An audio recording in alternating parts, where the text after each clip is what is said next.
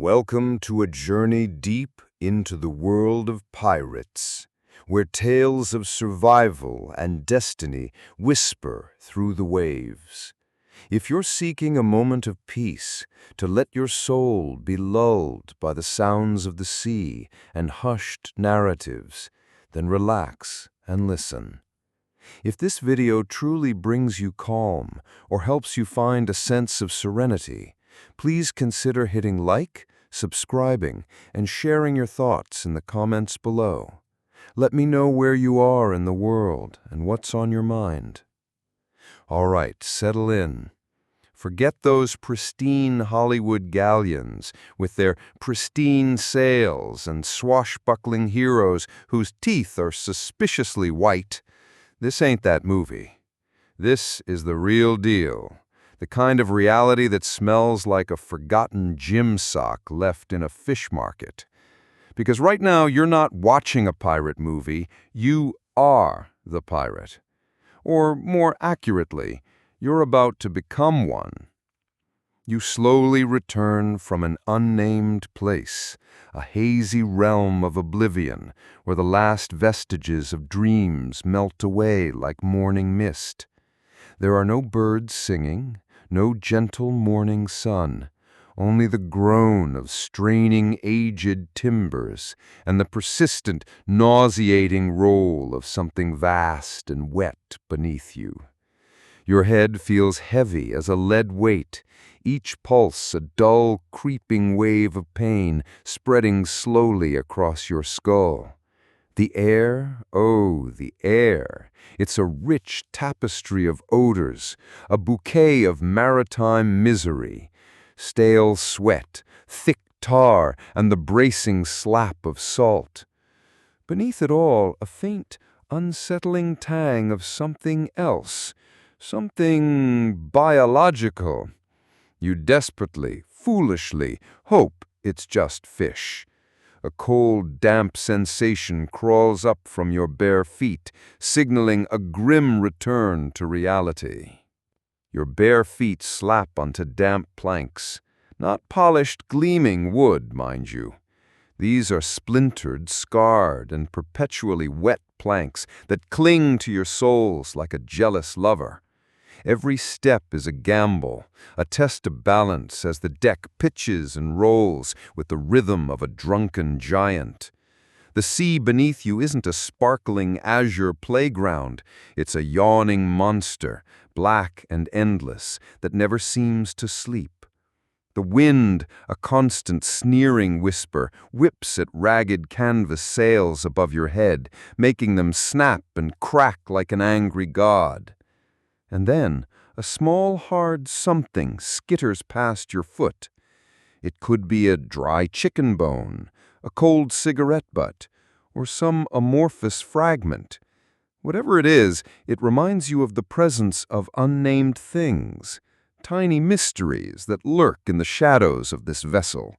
You are not ruling anything out, and that very uncertainty creates a vague but not at all frightening curiosity. Welcome aboard, friend. This ain't no pleasure cruise. This is a pirate's life. A life where sleep is a mythical beast you chase in vain, where comfort is a distant, cruel joke told by ghosts, and where your odds of surviving the week hinge entirely on whether the quartermaster has decided your face isn't actively offensive. This ship you're on, this rusted-out hulk, groaning under the weight of its own misery, is no romantic beauty with billowing sails and gold trim. It's patched together with mismatched boards, reeking of damp wool, gunpowder, and the distinct aroma of despair.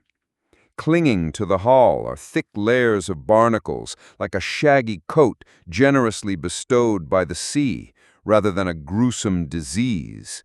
Rats, oh, the rats. They skitter in the shadows, brazen and unconcerned by your pathetic landlubber presence.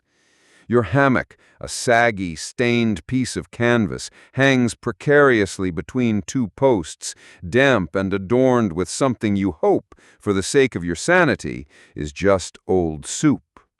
It's a floating prison, no doubt, but one that moves, and in this world, that's already halfway to freedom.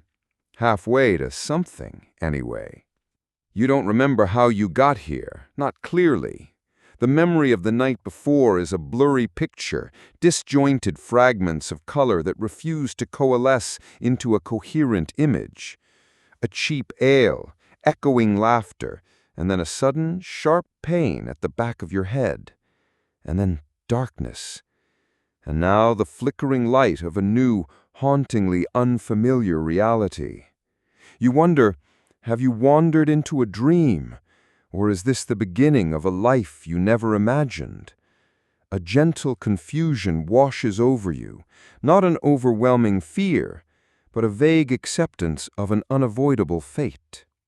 A rough hand thick as a rope shoves you forward. It belongs to Gus, a mountain of a man whose beard could hide a small family of squirrels.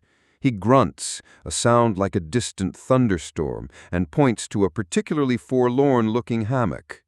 "Your bread," he rumbles, then spits a stream of tobacco juice onto the deck, missing your foot by inches. He's already given you your first lesson. Pay attention. You look at Gus, his eyes deep beneath his furrowed brow, but there is no malice, only weariness, and a silent acceptance of this life. His spit is not contempt, but an unconscious act, like a part of the rhythm of life at sea. You understand that attention is the key to survival, not a fearful vigilance, but an immersion into the ship's flow. The ship has a rhythm now, a constant rocking lullaby that your body, reluctantly, is beginning to learn to dance to. Land, you realize, with a pang in your gut, is a distant memory, a faint whisper from another lifetime. Your legs wobble slightly, not from fear, well, maybe a little from fear, you're not made of stone, but from the perpetual motion beneath you. Then comes the whistle. Sharp and shrill, it slices through the misty dawn like a cutlass. It's Quill, the first mate. He's a wiry fellow, all sinew and bone, with eyes like chipped ice and a permanent sneer that suggests he personally invented all forms of misery. He wields a short, braided leather whip, not for punishment yet, but as an extension of his will. Every flick of his wrist sends a chill down your spine. He points his whip directly at you, then gestures towards a dark, gaping hole near the stern. Your first job. You cautiously approach, the stench growing stronger with every hesitant step. This isn't just any hole. This is the crew's latrine area. A simple structure jutting out from the ship's side, where the sea swallows everything. One might call it a head, but no polite term could possibly encompass the pungent, distinctive odor of this place. It's made of splintery, rough wood, perpetually damp, and it seems that the aim of previous occupants is somewhat challenging. The thought of cleaning this mysterious place makes your stomach clench slightly. You've seen things, you've smelled things, but this is a new experience of personal immersion. Yet you do it. You pick up the bucket and the worn-out scrub brush, not because you're noble, but because you've already vaguely sensed what happens to those who complain. You remember Fletch, a scrawny lad who tried to argue his way out of mending a sail. Now he's still aboard, mostly, scrubbing barnacles off the hull with his own shirt, muttering something indistinct. You don't hear crying, but you can feel the profound exhaustion and silent resignation in his every movement. This, you realize, is the pirate's version of employee training. No complaints, ever. Later, on your brief break, You find a quiet spot near the railing, watching the sun stab through the mist like a blade. The lookout yawns in the crow's nest, clearly unimpressed by the possibility of attack. You're exhausted. The fatigue doesn't just seep into your body, it creeps into every thought. You lean against the rough railing, feeling the continuous vibration from the ship's hull, like the slow breath of this massive creature. The sea stretches endlessly before you, a silver gray under the sleepy dawn, and you realize you are but a tiny speck amidst that vastness. The scent of salt and dampness weaves through your hair, carrying a sensation both alien and familiar. Perhaps this isn't a bad dream, but a beginning you didn't choose but are slowly learning to accept. You close your eyes, listening to the steady lapping of waves against the ship's side, the whispers of the wind through the sails. The weariness pulls you down, gently, inviting you to seek a brief, dreamless sleep amidst the rhythm of the open sea. So, you survived your first dawn. Congratulations! You didn't fall overboard, you didn't mutiny, and you even managed to not gag while cleaning the, shall we say, facilities. That's a win in the pirate world, trust me. Most greenhorns manage at least one of those on their first day. You're quickly learning that life aboard Captain Black's vessel isn't the romanticized chaos you read about in cheap pamphlets. Oh, it's chaotic, all right. A swirling maelstrom of creaking timber, shouting, and the constant unsettling squawk of the ship's mascot, Whiskey the monkey, who seems to delight in dropping small, harmless objects onto unsuspecting sailors from the rigging. But beneath that glorious veneer of anarchy, there's a structure, a brutal, unforgiving, utterly logical structure. It's like a finely tuned clockwork mechanism, if that mechanism were powered by persistence, a yearning for freedom, and a touch of reluctant courage. You discover this order stitched into the very fabric of your days, like the frayed and patched sails above your head.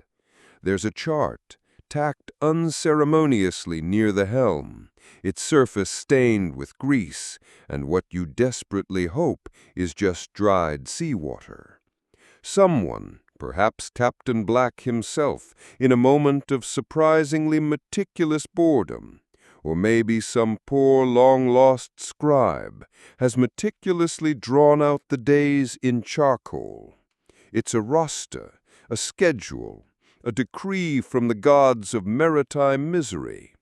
Who's on cooking duty? Who's mending sails? Who's stuck watching the powder room? Which sounds glamorous until you realize it means babysitting barrels of highly explosive material, heavy and deep within the hold, requiring absolute focus to avoid any vibrations or impacts, especially in rough seas. You just need to keep silent, listen to the ship's murmur, and pray everything remains peaceful. This isn't all shouting and blood, you realize. There's a strange kind of gritty routine stitched together by salty men and women who've traded solid ground for drifting freedom. Your tasks are divvied out by rote, by the cold, impartial logic of survival, or, more often, by the imperious flick of Quill's whip. He's omnipresent, like a particularly unpleasant gnat, his thin frame weaving through the crowded decks, always watching, always judging. There's precious little room for complaining, you learn that fast. No one cares that your back aches from hauling heavy rope until your hands are raw, or that you haven't changed your shirt in a week. Everyone here smells the same anyway, like damp rope, boiled cabbage, and that lingering, indefinable aroma of a ship that's seen too much. You're all just cogs in this creaking, floating machine, and if one cog breaks, there's always another poor sod to replace it. The sea, you're discovering, has no time for personal grievances. You learn to work, to pull sails until your muscles ache, to mend torn rigging with fingers that feel like sausage links, and to navigate the labyrinthine lower deck, ducking under beams so low they've left permanent dents in your scalp. Every beam, every crevice seems to harbor a memory of a bumped head or a whispered secret. This isn't the kind of labor that grinds you down. It's the kind that forges your patience, creating a tougher shell for your soul, from the substance of salt and sea wind, like stone polished by ceaseless waves.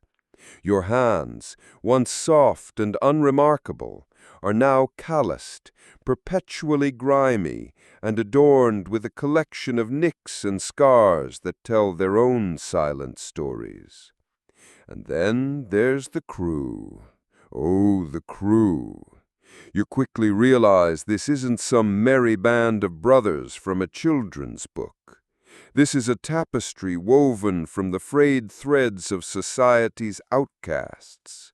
There's Moss, the former farmer, who still, inexplicably, carries a small bag of dried earth, sniffing it sometimes like a desperate addict.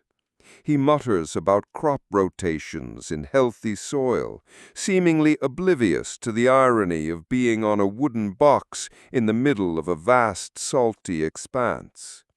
You often see Moss sitting alone in a secluded corner on deck, his eyes gazing dreamily out at the sea, as if searching for a vibrant green wheat field amidst the vast ocean. Perhaps in that small bag of earth he finds a little comfort, a fragile connection to a lost life. You wonder if perhaps everyone on this ship carries their own bag of earth, a memory, a sorrow they can't yet let go. Then there's Ilara, the quiet woman with the braided hair and eyes that rarely meet yours. She spends hours polishing her short sword, her movements precise, almost ritualistic.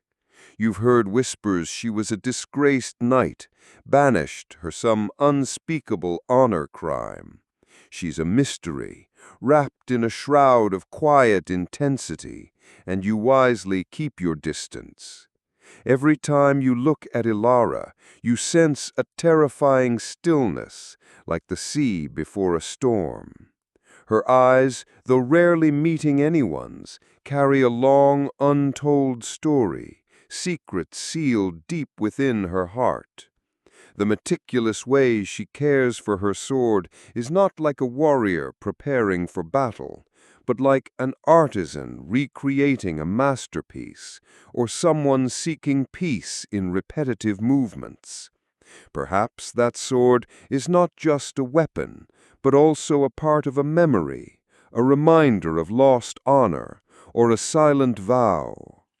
Some men speak in thick guttural dialects you can barely comprehend, their words slurring into a linguistic soup. Others barely speak at all, their faces hardened masks of survival. Names don't matter much here. Your worth is measured in sheer grit, in how fast you can climb the rigging, how steady your hand is when loading a cannon, and whether you have the endurance to stand firm on the towering mast amidst a squall, where the wind howls like 1,000 knives cutting through the air, and the ship sways like a leaf in a swift current. Yet you hold fast, partly out of instinct for survival, partly because a nameless will tells you that you belong here, if only for a moment. This, you are beginning to understand, is the raw, unvarnished beauty and terror of this floating world. On land, you are probably a nobody. At sea, you're still a nobody. But now you're a nobody with a rapidly developing sense of self-preservation and a profound appreciation for stale bread. And something more. Perhaps it's acceptance. Acceptance that your life is now shaped by the waves, by the wind, and by other solitary fates on the same ship. Nights are when the true tapestry of human desperation unfolds. You lie in your hammock, the damp canvas clinging to you like a second skin, listening to the cacophony of the ship, the groans of the timber, the slosh of the waves against the hull, the scuttling of rats. They all blend into a bizarre symphony. But beneath it all, if you listen closely enough, you start to pick out the distinct, unsettling human notes. You're learning to differentiate the slurred, nonsensical sleep talk of a drunkard from the faint, soft sighs, the tiny moans of someone in deep sleep, perhaps the quiet murmur of a homesick heart, an unfulfilled dream, or simply the body's weary sigh after a long day at sea. These are the sounds of existence, of people seeking peace in dreams, if only for a few short hours. You don't try to understand, just listen, and let those sounds gently lull you to sleep. It's better not to know some things. Ignorance, you're realizing, is a powerful coping mechanism on a pirate ship. Captain Black, he's a legend, or at least a rumor with teeth. He appears sparingly, a phantom against the endless sky. But every time he does, the very air around him seems to thicken, to hum with an unspoken tension. He doesn't say much, but his silence is louder than any shout. His one good eye, a piercing gaze, seems to penetrate everything it touches, including your very soul. You've heard the whispers. He once challenged a Portuguese galleon with nothing but a leaking sloop and won, mostly because the enemy crew was too shocked to react to such insane audacity. He's missing an eye, sports a velvet vest stolen from some unfortunate nobleman, and somehow, inexplicably, still smells faintly of fresh linen. Historians still argue whether pirates like him operated entirely outside traditional navies or were sometimes secret agents hired by monarchs under the table to raid their enemies. One document even claims a royal seal was found tucked in the false bottom of a pirate's chest, although others say it was just a poorly drawn fish. You don't care about the history books. You care about the cold, calculating glint in his eye, and the fact that he's the one who stands between you and a watery grave. His presence is a chilling constant, a reminder that on this ship you serve not just the crew, but his singular, terrifying will. And then there's Nax, the cook. Oh, Nax. His beard is a force of nature, a matted tangle of grease, stray food particles, and possibly tiny, undiscovered civilizations. One afternoon he shoves a bowl into your hands. "Special," he grunts, his eyes twinkling dangerously from behind the hirsute curtain of his facial hair. It's a stew, if you can call it that. It smells, well, it smells like a wet sock that's been left to ferment in a forgotten corner of a damp cellar. You wrinkle your nose, trying to be subtle about it. Nax sees you. He chuckles, a low guttural rumble that sounds like rocks grinding together. "Don't worry, it's fresh mostly. The flies only just paid their respects. Think of it as added protein, a little extra texture." He winks. You suppress a gag, forcing a weak smile. This, you realize, is Nax's version of pirate humor. It's effective. You eat it anyway. Because hunger, as you're learning, is the ultimate spice. The days bleed into weeks. You become accustomed to the constant sway, the dampness that permeates everything, even your dreams. The lower deck becomes your second home, a place of shared misery and whispered jokes. You start to recognize the rhythms of the crew, who wakes early, who sings in their sleep, usually off-key, who cheats at dice, and who lets them for the sake of peace. You know which barrel holds drinkable water, barely, and which holds something that probably started as soup and now glows faintly in the dark. There's laughter sometimes, a rough barking sound that echoes through the cramped quarters. On quiet nights, they tell stories of cursed treasure and sea monsters, about ghost ships and cursed coins. One man swears he saw a mermaid once. Another insists it was just a walrus with nice eyes. You listen, half listening, more focused on scraping the last smear of grease from your tin bowl.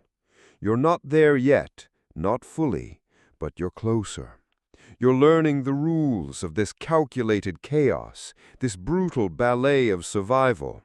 And every sunrise, every meal swallowed, every chore completed is another step deeper into the heart of the seven seas. This ship, you realize, isn't just a vessel. It's a school, and the tuition is paid in sweat, lessons in resilience, and a newfound sense of pure existence.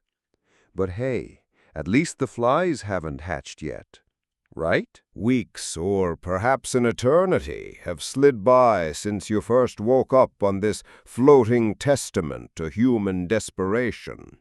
Time here isn't measured in days, but in the rising and falling of the sun, the endless churn of the waves, and the ever-present ache in your bones. You've traded your soft landlubber skin for a hide made of sun, salt, and skepticism. Your hands, once a delicate shade of barely used, are now a patchwork of calluses, blisters, and that peculiar grime that no amount of seawater scrubbing can quite remove. You're becoming a part of the ship, like the barnacles clinging stubbornly to the hull, or the permanent scent of stale cabbage that seems to have permeated every plank. You eat what's given to you without question, mostly. You sleep when you can, anywhere you can, lulled by the symphony of creaks, groans, and the occasional unsettling scurry of unseen claws. And you work. Oh, you work. Your days are a blur of physical exertion that would make a draft horse whimper. You haul ropes thick as your arm, your muscles screaming in protest. You climb rigging that feels like a ladder to the heavens, each step a perilous dance with gravity and the unforgiving sway of the mast. You assist Moss, the former farmer, in mending sails, stitching coarse canvas until your fingers are numb. He still sighs dramatically every time he pulls a thread, muttering about the superior strength of flax grown in proper soil. You've even helped the gunner, a grizzled old salt named Squint, clean his rusted cannon. He calls his cannon Old Betsy and talks to it like a long-lost lover, polishing its tarnished brass with a tenderness you've never seen him extend to any human being. You're no longer just the new blood. You're a functional, albeit slightly bewildered cog in Captain Black's grinding maritime machine. But true acceptance on a pirate ship isn't earned by simply showing up and not dying. It's earned through fire. Or, in your case, through a rat and a very questionable bedtime story. It was your first official night watch. The air was thick with mist, clinging to your skin like a damp shroud. The silence was unnerving, broken only by the rhythmic slap of waves against the hull, a sound that by now felt like your own heartbeat. You were standing guard near the provisions hold, a sacred place of questionable edibles. Your partner for the watch was Old Flint. He's a veteran pirate, a living fossil of the high seas, whose face is a roadmap of scars and wrinkles, each one a testament to a life lived hard and loud. He has a booming laugh that sounds like a cannon firing underwater, and he smells perpetually of rum and bad decisions. His eyes, though, are sharp, glinting with a mischievousness that belies his ancient appearance. Old Flint has a particularly impressive scar, carving a jagged path from his eyebrow down his cheek, a deep, angry gash that looks like it could only have come from a blade. You've always suspected it wasn't some glorious battle wound, but rather the unfortunate outcome of a particularly spirited argument with a bottle of rum. He's always spinning yarns, tall tales of mermaids, ghost ships, and treasure so cursed it could turn your teeth purple. Most of the crew just rolls their eyes, but you, being the new blood, are still susceptible to the siren call of a good, terrifying story.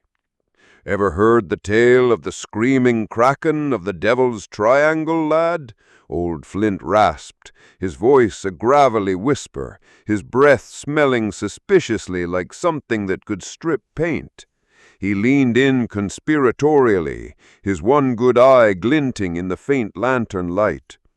They say it's got tentacles big as masts, and when it drags a ship down, you can hear the poor souls screaming for weeks in the echoes of the waves. You swallowed hard, picturing monstrous limbs wrapping around the very vessel you stood upon. He paused, letting the silence build, and you swore you could hear your own heart hammering against your ribs. And then, he continued, leaning even closer, his one good eye glinting in the faint lantern light, and there's the ghost of Captain Bartholomew. They say he never died, just dissolved into the sea foam, and if you're alone on watch, he'll whisper secrets to you, secrets that'll drive a man madder than a monkey with a map. You clenched your jaw, trying to keep your knees from knocking. This was exactly the kind of unnerving nonsense that kept you awake at night. He had a way of painting pictures with words that made your imagination run wilder than a startled mongoose. Just as your bladder was considering a full-scale rebellion against your will, a tiny bark shadow scurried into view near the provisions hold. It was a baby rat, no bigger than your thumb, its tiny eyes beady and its whiskers twitching with audacious hunger. It was clearly making a beeline for the precious, if unappealing, stores of dried fish and weevil-ridden hardtack. You didn't hesitate.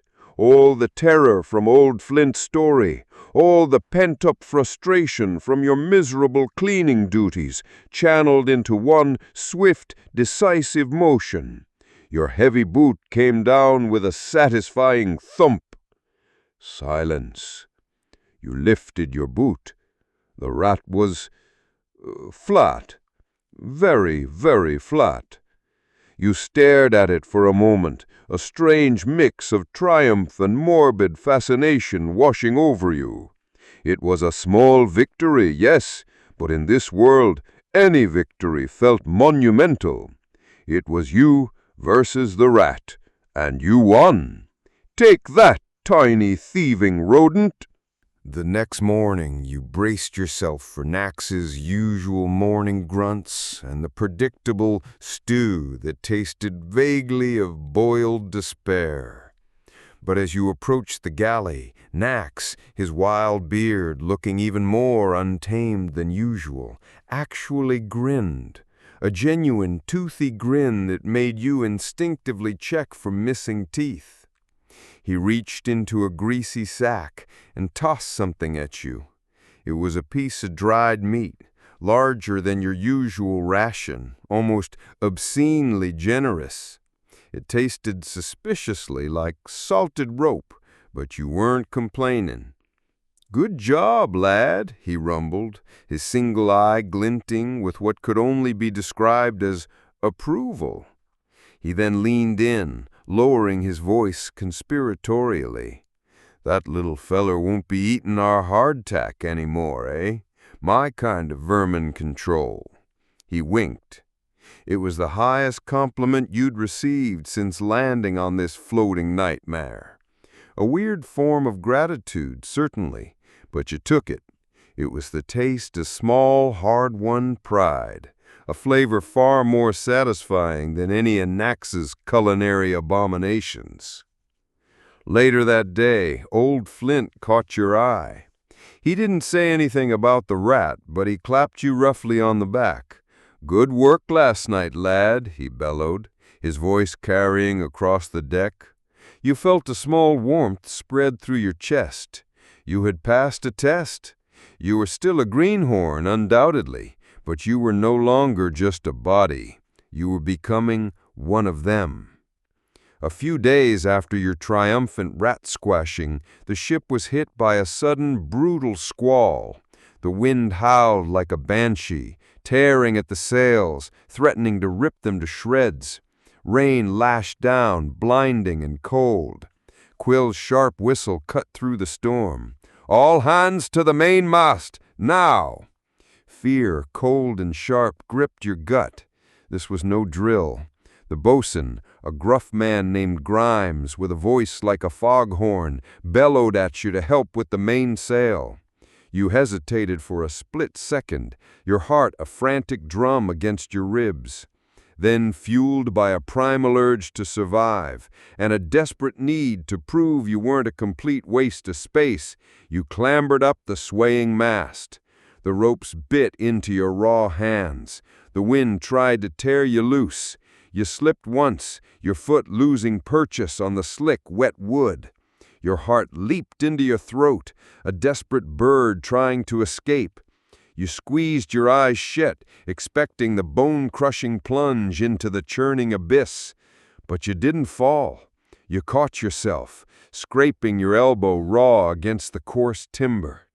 You clung on, grimacing, pulling on the heavy canvas with every ounce of strength you had. When you finally managed to help secure the sail, soaked to the bone and trembling, Grimes merely grunted at you. Not praise, not encouragement, but just a deep, guttural sound. But it was a grunt of approval, and on this ship, a grunt from Grimes was as good as a medal. Days bled into weeks, weeks into a dizzying cycle of watch duties, endless repairs, and the constant hum of the sea. You started to develop a strange kinship with the others, a silent understanding forged in shared misery and questionable meals. You learned to read their faces, to understand a shrug or a grunt better than any shouted order. You assisted Squint in oiling his beloved cannon, listening to him mutter endearments to "Oh, Betsy." You even managed to strain Clucker when Gus tried to teach his pet monkey Whiskey to play dice, only for the mischievous primate to run off with half the chips and a handful of someone's dried rations. You were learning the ropes, literally and figuratively.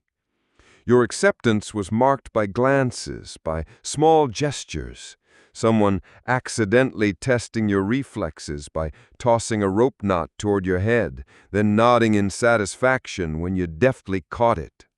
Someone else, perhaps Ilara, handing you a loaded musket during a drill, watching how you held it, then offering a subtle correction.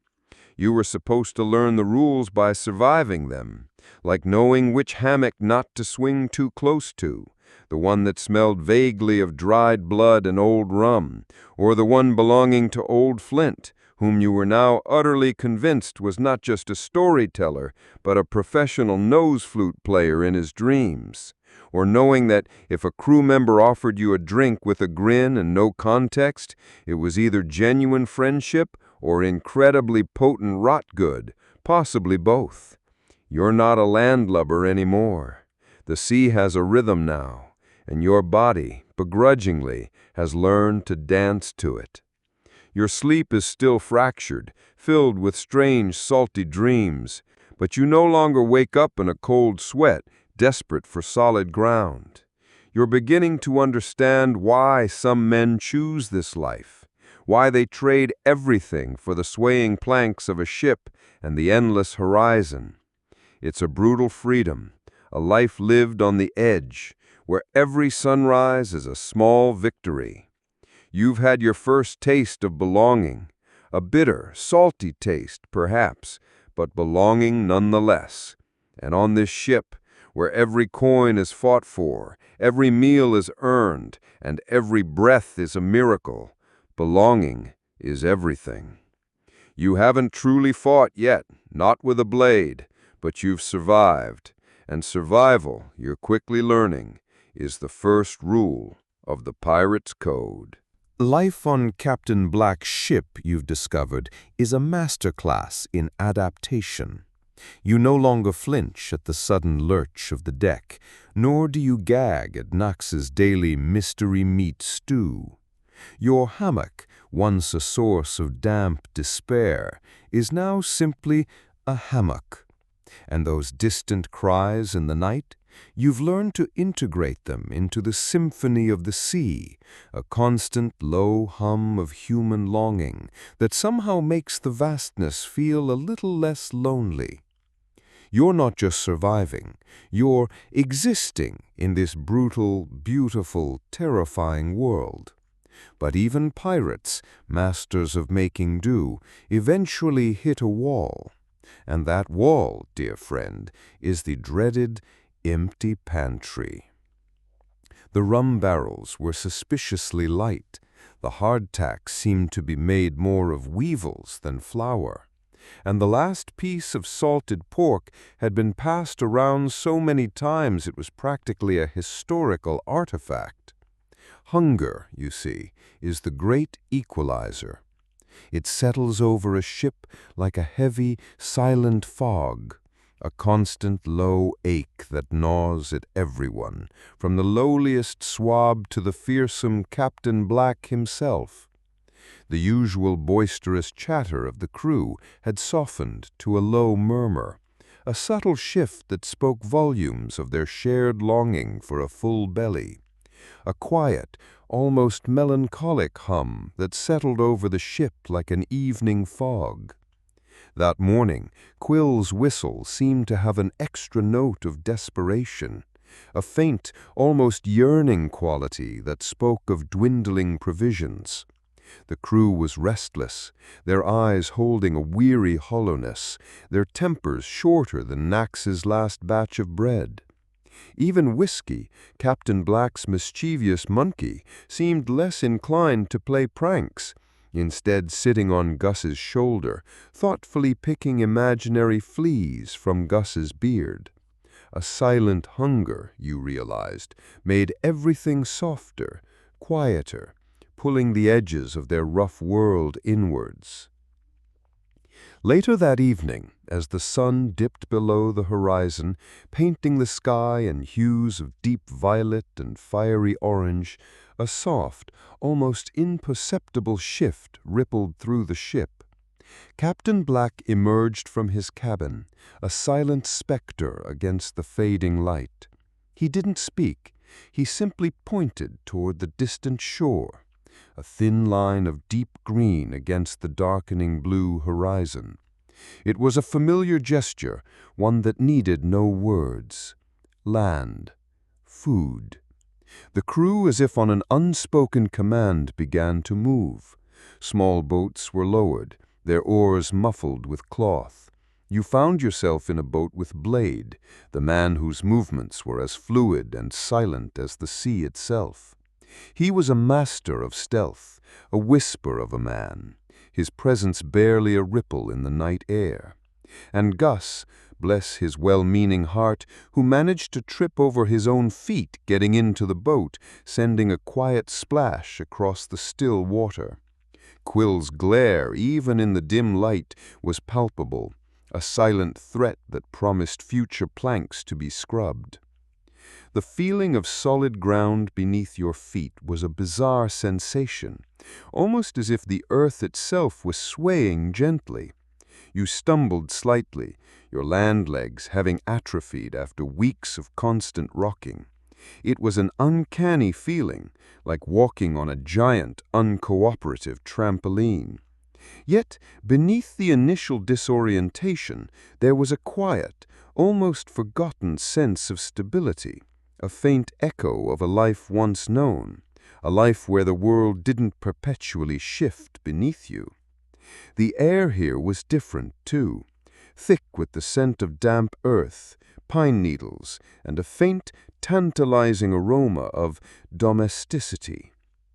This was a small fishing village, nestled innocently along the coast, its cottages huddled together like sleeping children, their windows dark, their inhabitants lost in the quiet comfort of their dreams. You moved like ghosts, or at least like very large, slightly clumsy ghosts. Blade led the way, his movements so swift and fluid they defied human comprehension. He seemed to melt into the shadows, a true phantom. You and Gus followed, trying your best to mimic his silent grace, mostly succeeding in not tripping over each other. The objective was clear: the pantry.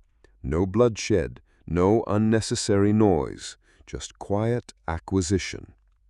You slipped into a cottage, the door creaking softly like an old sigh. The air inside was heavy with the scent of baked bread and dried herbs, a comforting aroma that brought a strange, almost painful longing to your own empty stomach. Sacks of salted cod hung from the rafters, rows of smoked sausages dangled like grim ornaments, and barrels of pickled vegetables sat plumply in the corner. It was a feast for the eyes, a symphony for the nose, and your stomach gave a quiet, appreciative rumble.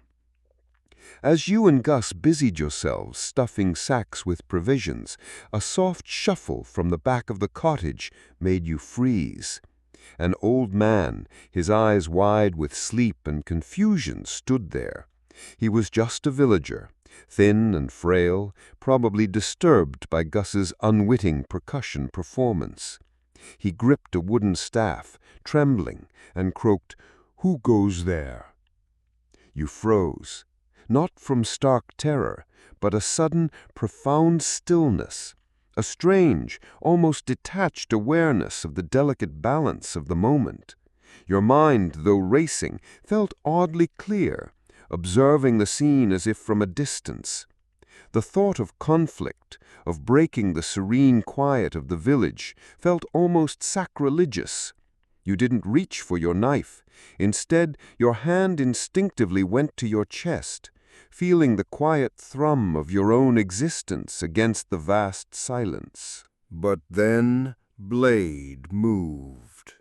He appeared as if from nowhere, a silent apparition, a whisper of a man. His movements so swift and fluid they defied human comprehension. Before the old man could fully register his presence, Blade was behind him. A swift, silent, efficient blow to the back of the head. There was no sound of struggle, no cry, just a sudden, soft slump. The old man settled silently to the ground, a sigh escaping his lips as he drifted into unconsciousness. His breathing remained even and soft, like a child's in deep slumber. Blade then calmly, almost casually, rearranged the old man's fallen stick as if he were tidying up after a picnic. He then gestured to you, a simple, dismissive flick of his wrist. "Keep going." You stared at the unconscious villager, then at Blade, then back at the villager. It was efficient. terrifyingly so, yet imbued with a strange, unsettling grace. A shiver, not of fear, but of profound realization, traced its way down your spine.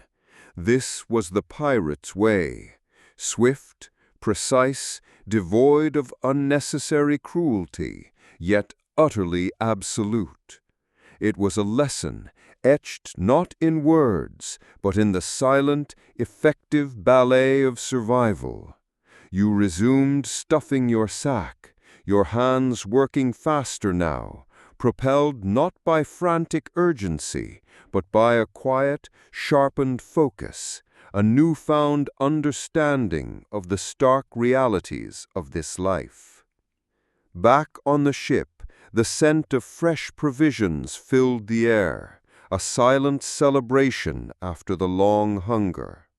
Captain Black was waiting, standing at the helm, his form silhouetted against the pre-dawn sky. He didn't ask questions, he didn't demand a report. His single piercing eye found yours across the dim deck.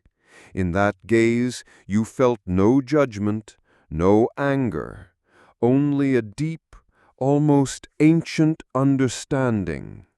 It was as if he saw not just the you of this moment, but the journey you had undertaken, the quiet battles you had fought within yourself. He simply nodded once, a slow, deliberate movement. It wasn't a compliment, you realized. It wasn't an order. It was just a quiet, profound confirmation, a silent acknowledgement that you were still alive, that you had done your part, that you had performed your role in his grim little play. It was the approval of a predator, the understanding of a man who knew the cost of survival, a silent affirmation of your nascent belonging. And in that moment, for the first time, you felt a surge of something akin to pride. It was a cold pride, born of fear and necessity, but pride nonetheless. You had faced the unknown, faced a quiet threat, and you had not crumbled. You had survived. A sense of calm, deep and resonant, settled within you, a quiet acceptance of this strange new path. The moment was interrupted by a cacophony. A series of panicked clucks and squawks erupted from Gus's direction. He had, in his infinite wisdom, attempted to smuggle not one, but 3 live chickens back to the ship, cunningly concealed beneath his oversized tunic. The chickens apparently objected to being pirate passengers. One managed to escape, flapping wildly across the deck, scattering startled crewmates in its wake. Quill, hearing the commotion, appeared as if conjured from the very mists of the sea. His eyes narrowed to angry slits. "Gus!" he shrieked, his voice thin but razor-sharp. "What in the blazes have you got there?" Gus, looking like a giant confused scarecrow with a live chicken exploding from his chest, stammered, "Just some extra protein, first mate." Quill's sneer widened. "Extra protein, eh?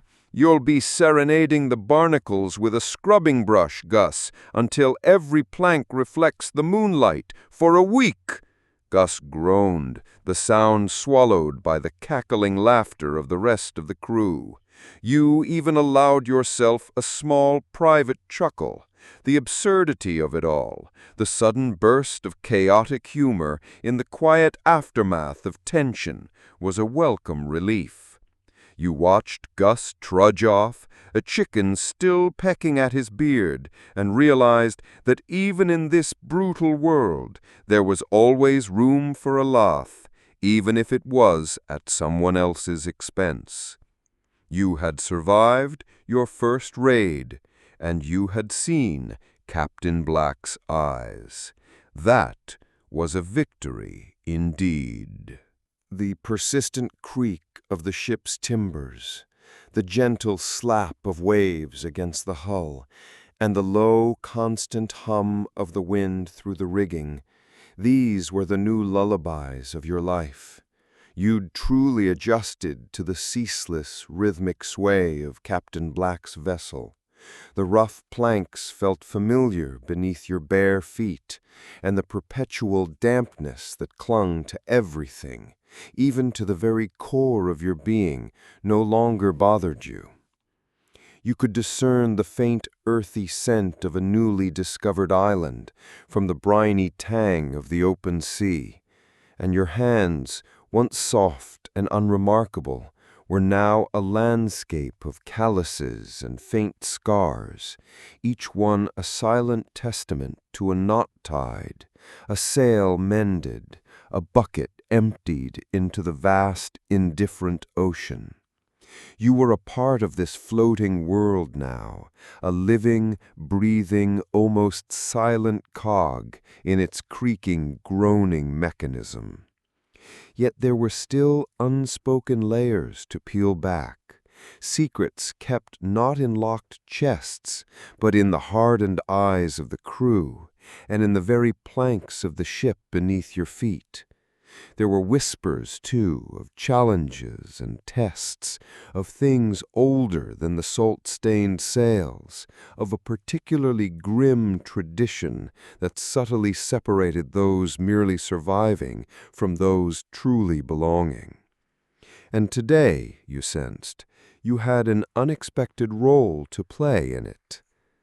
A low, deep vibration pulsed through the ship's cramped belly, a sound not from the cargo hold, but from a man, Stoke.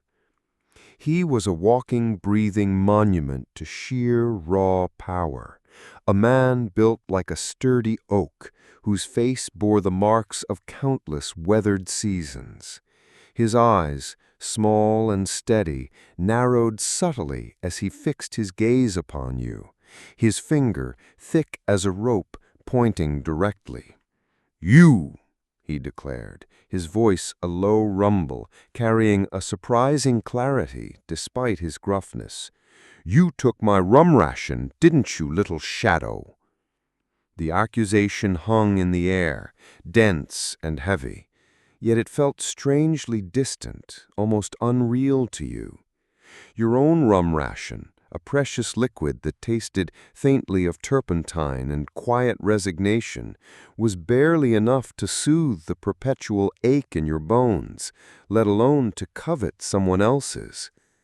I didn't," I murmured, a soft protest, instinctively pulling back just a fraction, a familiar instinct from a lifelong past.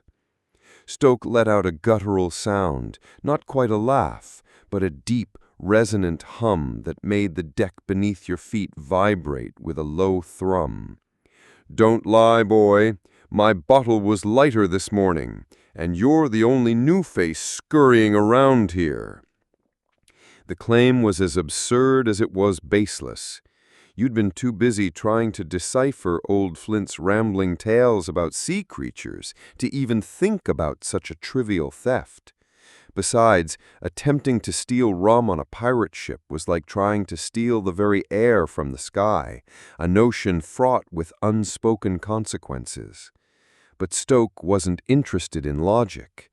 He was interested in a display, a subtle shift in the ship's unspoken hierarchy. His challenge settled in the air, heavy and inescapable. "You'll face me for it then, now, on the deck." A deep hush fell over the crew, thick as the morning fog, a strange, expectant quiet that made the creaking of the ship seem louder, more pronounced, each whisper of the wind through the rigging a distinct sigh. This wasn't a casual disagreement, you realized, with a cold, clear insight. This was a challenge, a quiet ritual, a primal, unwritten code of justice on the high seas, played out under the indifferent gaze of the seagulls circling lazily above. A gentle circle of weathered faces formed around you, their expressions a mixture of quiet anticipation and almost detached curiosity. Some, you knew, were silently rooting for Stoke. Others, you suspected, were simply hoping for a brief spectacle, a quiet diversion from the endless monotony. You saw old Flint in the crowd, his good eye glinting with a faint, almost imperceptible nod of encouragement, a silent whisper that resonated deeper than any shouted word. Ilara watched with her usual detached intensity, her arms crossed, her eyes like chips of flint, observing, always observing. Even Captain Black emerged from his cabin, leaning against the mainmast, a silent, unmoving statue, his single eye taking it all in, a patient judge in his own rough court. This was his court now, and you, unfortunately, were the silent focus of its attention. A cold, hollow feeling settled deep in your stomach, not a raw panic, but a profound, almost detached understanding of the gravity of the moment. This wasn't a storybook brawl, with dramatic, sweeping blows and perfectly choreographed turns. This was going to be raw, uncomfortable, and undoubtedly demanding. A test of pure endurance. No swords, no knives, no hidden weapons. Just bare fists and whatever desperate resilience you could muster from your rapidly dwindling supply of inner calm. You were smaller than Stoke, much smaller. He was a force of nature, a walking, breathing monument to sheer raw power. You, on the other hand, felt like a particularly brittle twig, utterly unprepared for such a storm. This was less a direct confrontation, more a public display of raw power, and you were the quiet subject. Stoke lumbered towards you, a predatory grimace momentarily splitting his scarred face. His fist, the size of a small ham, arced towards your head, a blur of raw power designed to end the confrontation before it truly began, a simple, decisive blow. But you, through sheer desperate instinct and weeks of constant swaying on the ship's unpredictable deck, had developed a surprising sense of balance, a newfound agility born of necessity. You ducked, the wind from his punch ruffling your hair, a cold whisper against your scalp. Your head swam from the close call, a dizzying reminder of how thin the line between standing and falling truly was. He overshot, stumbling slightly on the uneven deck, his own momentum working against him. This was your chance. A small, desperate window of opportunity, a fleeting gap in the storm. You weren't a brawler. You didn't know fancy boxing moves, but you had instinct, sharpened by weeks of quiet struggle. You lunged forward, not with a precise jab, but with a clumsy, desperate shove, an unpretty push aimed squarely at his gut, a frantic attempt to disrupt his balance, to break his overwhelming rhythm. It wasn't powerful, but it landed with a muffled expulsion of air, a surprised oof that seemed to vibrate through the planks beneath your feet. Stoke grunted, a sound of unexpected impact, and stumbled back a step, momentarily winded, his imposing rhythm broken. The crew murmured, a low collective sigh of surprise and quiet curiosity. You had actually landed a blow, or at least you had made an impact. A small victory, yes, but in this savage dance it felt like a triumph, a tiny flame of quiet hope flickering in the vast darkness. Stoke's eyes narrowed further, now laced with a genuine, quiet resolve, the grimace hardening into a mask of pure determination. He came at you again, faster this time, a flurry of wild, powerful swings that seemed to churn the very air around you. You danced, you weaved, you bobbed and ducked, relying on the constant, unsteady motion of the ship that had become your second nature, an unlikely ally in this brutal ballet.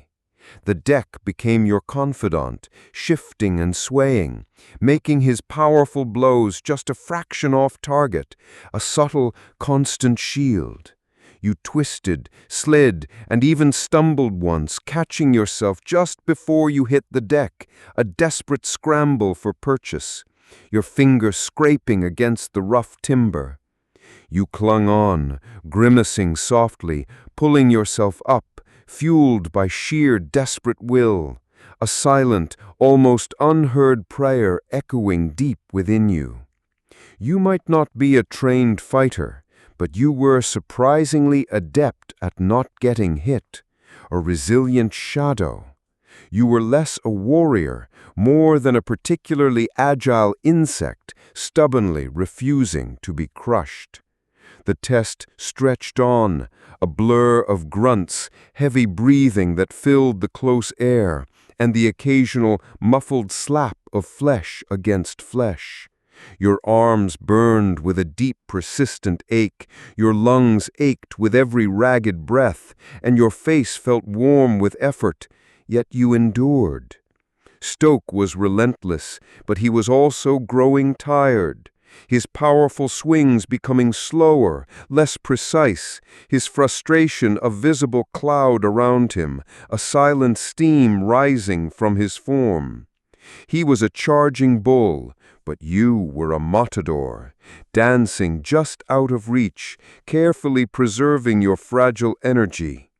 You landed a few more clumsy, desperate shoves, a glancing contact to his jaw, a disruptive push to his ribs, none of them powerful enough to do real damage, but enough to subtly annoy him, to gently keep him off balance, to quietly sow seeds of doubt in his overwhelming power. Just as you thought your legs might finally give out, just as Stoke was winding up for what looked like a truly devastating blow, two figures stepped into the circle.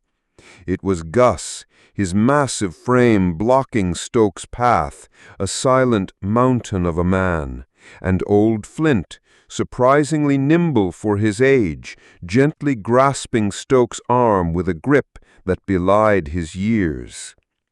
"Enough," Gus declared, his voice surprisingly firm, cutting through the tension with a quiet authority.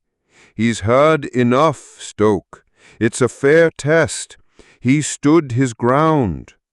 Old Flint nodded, his good eye fixed on Stoke, a silent, knowing gaze that seemed to penetrate to the heart of the matter. "Aye, he did. Stood his ground like a proper sea-dog. He ain't no rum thief." Stoke growled, breathing heavily, his chest heaving like a bellows, his anger slowly giving way to a grudging acceptance.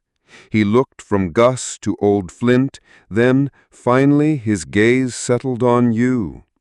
His eyes, though still holding a spark of residual frustration, held a flicker of something new, a quiet, almost reluctant respect, a rare acknowledgment in this harsh world.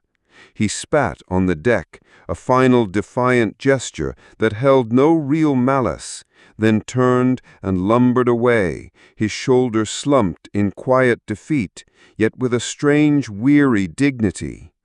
He walked with a slight, almost imperceptible limp for the rest of the day, a constant, quiet reminder of your unexpected endurance, a subtle mark of your unexpected triumph. You yourself stood there trembling slightly, not from fear, but from the sheer overwhelming rush of survival, a raw, primal energy that left you strangely invigorated, yet utterly exhausted. You had survived. And not only survived, but you had held your own against all odds. Later that night, As you lay in your hammock, every muscle aching with the deep, persistent protest, a dull, pervasive soreness settling deep in your bones, you heard a soft thud near your head. The ship creaked gently around you, a familiar lullaby, and the moonlight, thin and ethereal, filtered through the cracks in the deck above, casting dancing shadows across the cramped space. You cautiously reached out, your fingers brushing against something small and hard, something intentionally placed. You pulled it closer, its rough texture familiar against your skin. It was a small, slightly dried piece of hardtack. Not just any hardtack, but a piece that had clearly been carefully tucked away, protected from the dreaded weevils. A small, quiet treasure in this world of scarcity. It was a silent offering, a peace treaty, perhaps a sorry for trying to beat you senseless from Stoke, a rare gesture of pirate contrition.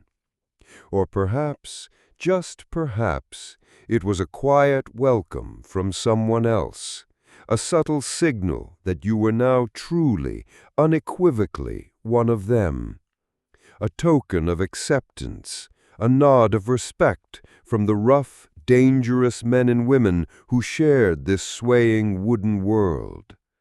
It felt more precious than any gold coin, a quiet warmth spreading through your tired heart. As you chewed slowly on the dry, tasteless bread, its flavor a testament to hard-won survival, a figure appeared by your hammock, a silent form against the shifting moonlight. It was Nax, the cook. He didn't say anything. He just looked at you, a strange, knowing glint in his single eye, a quiet understanding passing between you in the dim light. The faint moonlight caught his profile, highlighting the gruff kindness in his worn face, the deep lines etched by years of sun and sea. Then, slowly, deliberately, he raised his hand and pointed to the wooden handle of the dull wooden knife he always carried, a tool that was an extension of himself. You hadn't noticed it before, but now, in the faint moonlight filtering through the cracks, you saw it clearly. He had carved a tiny, surprisingly detailed skull into the hilt, a subtle emblem of their shared life, a silent testament to the grim realities they faced. He winked, a slow, conspiratorial wink that made his entire face wrinkle, a rare display of quiet camaraderie. You weren't sure if he was simply congratulating you on your survival, offering a macabre salute to your newfound fighting spirit, or perhaps, with a touch of his usual bluntness, just telling you to keep your hands off his cooking utensils. Probably all three, you mused, a soft, tired smile playing on your lips. But in that moment, seeing the tiny skull on his knife, seeing the quiet acknowledgement in his gaze, feeling the slight sway of your hammock, you felt a strange, deep sense of belonging. You were bruised, battered, and utterly exhausted, but you had faced a formidable challenge, survived it, and earned your stripes, not just in their eyes, but in your own. You were a pirate now, or at least you were well on your way, walking the path of this new, rough existence, and you had your first real taste of respect, a respect earned not with wit or charm, but with resilience, enduring spirit, and a surprisingly durable will. A respect that felt solid and true, settling into your soul like the steady rhythm of the waves. So you survived a stoke. Congratulations. Not many greenhorns manage to walk away from that particular brand of shipboard justice with all their teeth, let alone with a newfound quiet respect from a man who once seemed a mere shadow of brute force.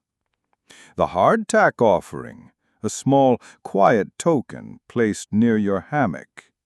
The subtle, almost imperceptible nod from old Flint, his weathered face hinting at centuries of unspoken wisdom.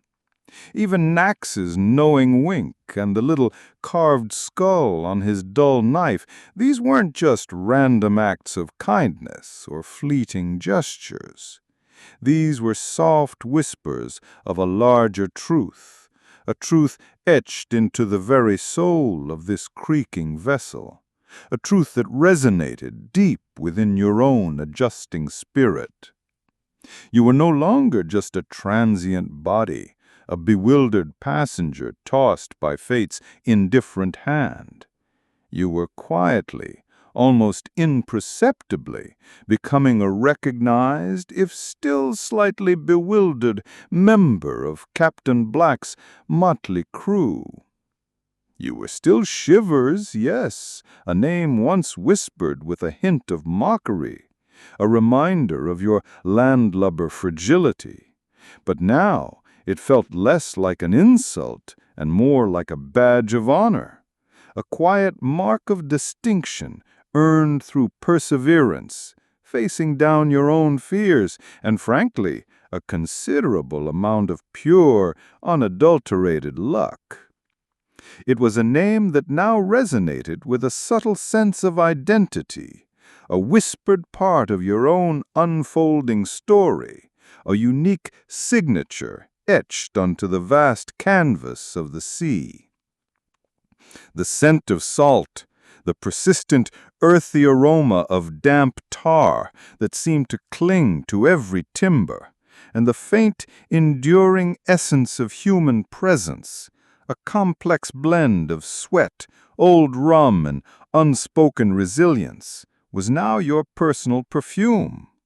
It was a complex blend that subtly hinted at vast distances traveled, at shared hardships endured, and at lives quietly intertwined. The constant sway of the deck, once a source of nauseating disorientation, had transformed. It was now your preferred mode of transportation, a comforting, rhythmic pulse that lulled you into a gentle, swaying trance, a constant reminder of the ocean's vast, breathing presence beneath you. Your body, once stiff and unyielding, had begun to dance with it, a subtle, unconscious choreography. Your muscles, once soft, now held a taut strength, a quiet resilience that spoke of endless hours hauling rope and scrubbing planks.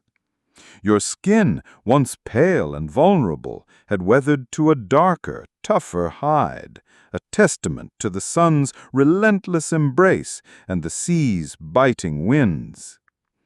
Even Whiskey, Captain Black's mischievous monkey, a creature of pure, unadulterated instinct, seemed to acknowledge your presence in a profound way.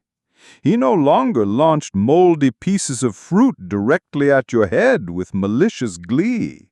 Instead, he would occasionally drop them with a surprisingly delicate precision near your feet, a silent offering, a gesture of unexpected truce. Sometimes you'd find him perched on the rail nearby, his small, intelligent eyes observing you with an almost thoughtful intensity, a tiny furry companion in the vastness.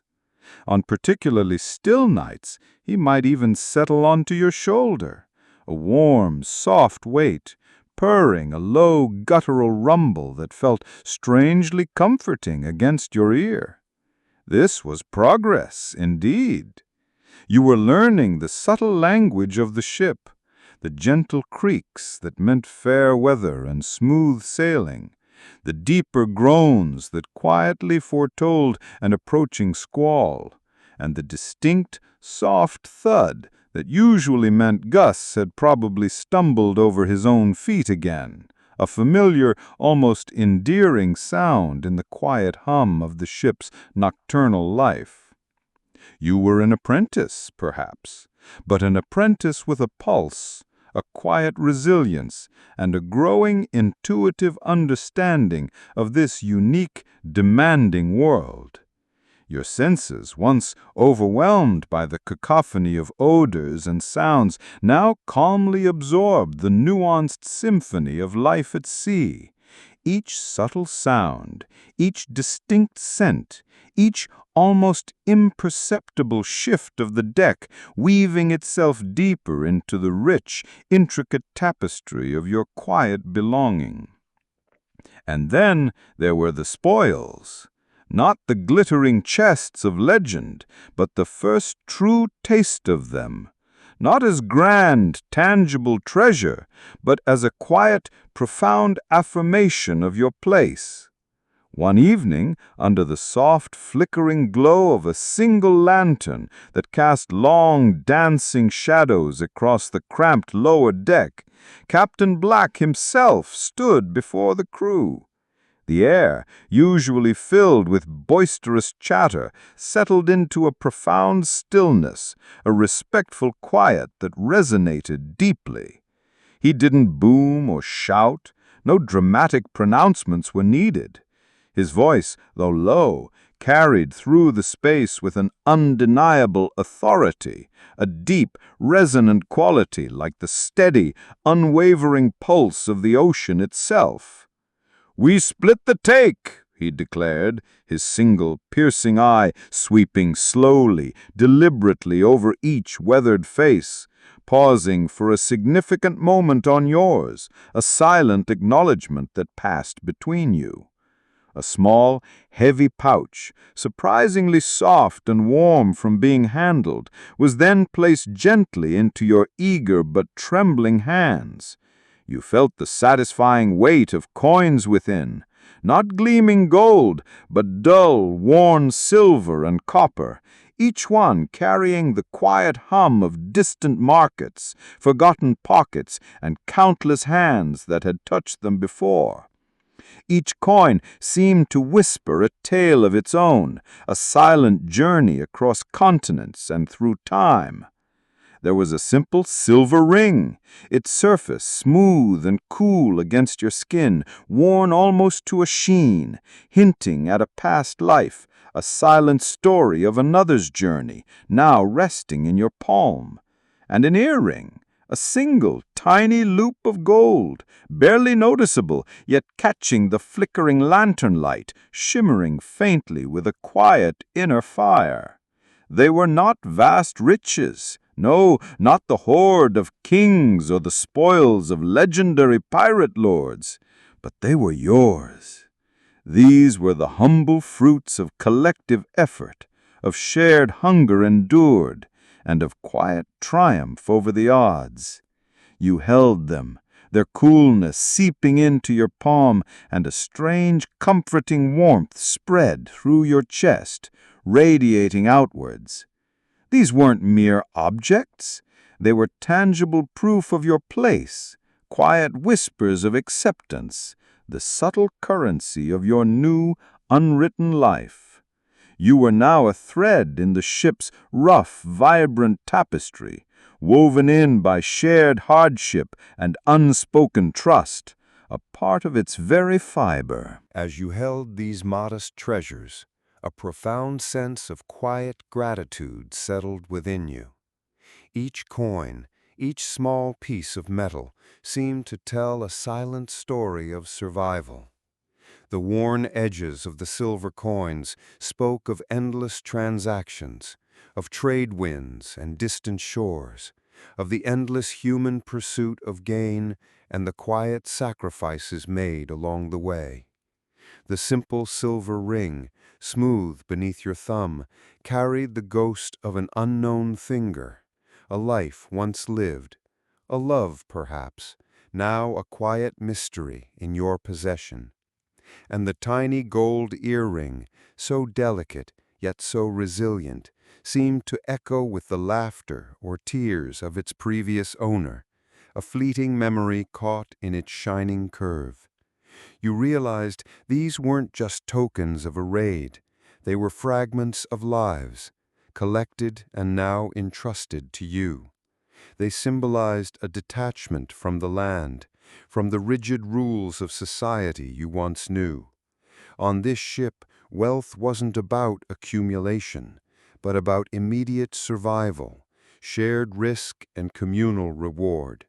These were your first true possessions in this new world, not bought with effort, but earned through a quiet, almost spiritual acceptance of your fate. You gently placed them into a small, worn leather pouch that you found tucked into your hammock, a secret hoard, a private collection of your new identity. The softness of the leather against your skin, the subtle clinking of the coins within. It was a soothing sound, a tangible comfort in the vastness of the ocean. Then came the final, most symbolic offering, placed with a quiet solemnity that spoke volumes without a single word. A dull thud, barely perceptible above the gentle creaking of the ship, as a long, slender shape was laid carefully beside you in your hammock. You reached out, your fingers tracing the familiar coldness of metal, the rough texture of worn wood. It was a sword. Not a gleaming, polished blade from a king's armory, certainly not the kind of weapon brandished in heroic tales, but a pirate sword. Its hilt was chipped in places, the worn leather wrapped around it frayed and stained with the passage of time and countless hands. It was heavy, strangely unbalanced in your hand, and you instinctively knew it wouldn't cut butter, let alone slice through a man with ease. But it was a sword. Your sword. You drew it slowly from its sheath, the sound of metal scraping against leather, a low whispering rasp in the quiet cabin, a sound like a drawn breath in the profound stillness, a gentle sigh of history. It was real, ancient, and it was yours. You ran your thumb along the dull edge, not imagining its sharpness or its lethality, but imagining the countless stories it held within its worn steel, the lives it had touched, the silent battles it had witnessed across forgotten seas and under countless moons. It felt less like a mere weapon and more like a heavy, silent artifact, an extension of the ship's own enduring spirit, a tangible piece of the ocean's vast, unspoken history. It felt like an old friend, one that smelled faintly of salt and the distant echo of forgotten journeys, of old oil and the deep, rich scent of aged metal, but a silent, steadfast friend nonetheless. You lay it gently beside you in the hammock, its cold weight a surprisingly comforting presence against your hip, a silent guardian in the dim, lantern-lit space. It was a tangible link to a past you didn't know, a lineage of seafarers and adventurers, and a future you were slowly, quietly embracing, a destiny now held firmly in your hands. As you lay there, the last flickers of the common lantern casting dancing shadows on the cabin walls, you felt the subtle shift of the ship, a gentle rocking that had become utterly familiar. The worn wood of your hammock cradled you, a small enclosed sanctuary in the vastness. Your eyelids felt heavy, your body pleasantly tired, a deep, pervasive ache settling in your bones from the day's exertions. But it was a good ache, a sign of honest effort and profound survival. The coins nestled quietly in their pouch beneath your pillow, their faint metallic scent mingling with the salty air. The smooth ring, the delicate earring, and the silent rusted blade resting gently beside you, they were more than just spoils. They were quiet testaments, testaments to your endurance, to your quiet adaptation, to the harsh, undeniable truth of life on the high seas, now fully, profoundly accepted. You had come aboard this vessel as a helpless landlubber, a bewildered bystander, adrift and uncertain, filled with fear and desperate longing for solid ground. Now you were truly part of the crew, acknowledged, needed, and quietly, powerfully armed with the tools and the understanding of this unique existence. You had eaten, you had faced a challenge, in your own unique, resilient way, like a cockroach stubbornly refusing to be crushed, and you had survived. And now you had your first spoils, tangible reminders that in this world every coin, every scrap of food, and every breath of salty air was a hard-won prize, imbued with the quiet dignity of perseverance and the unspoken bond of shared fate. You were officially a pirate in spirit, if not yet in full, terrifying glory. The gentle sounds of the ship, the soft whispers of the sea, the rhythmic creak of the timbers, and the comforting weight of your newly acquired symbols now lulled you into a profound, tranquil sleep. It was a descent into a deep, peaceful slumber, a feeling of security settling over you like a warm, comforting blanket, pulling you deeper and deeper into its embrace. You were home, in this most unlikely of places, adrift, yet utterly at peace, swaying gently into the arms of the endless ocean. You've made it this far, haven't you? You've moved beyond merely enduring the constant sway and the pungent smells. You've quietly navigated the treacherous waters of shipboard politics, even found a strange form of acceptance after facing a challenging confrontation.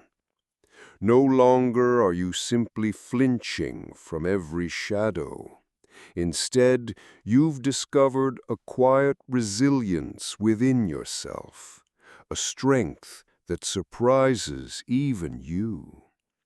You've earned your first meager coins, tangible proof of your place, and even acquired your very own, slightly rusted, yet undeniably yours sword, a heavy, silent companion.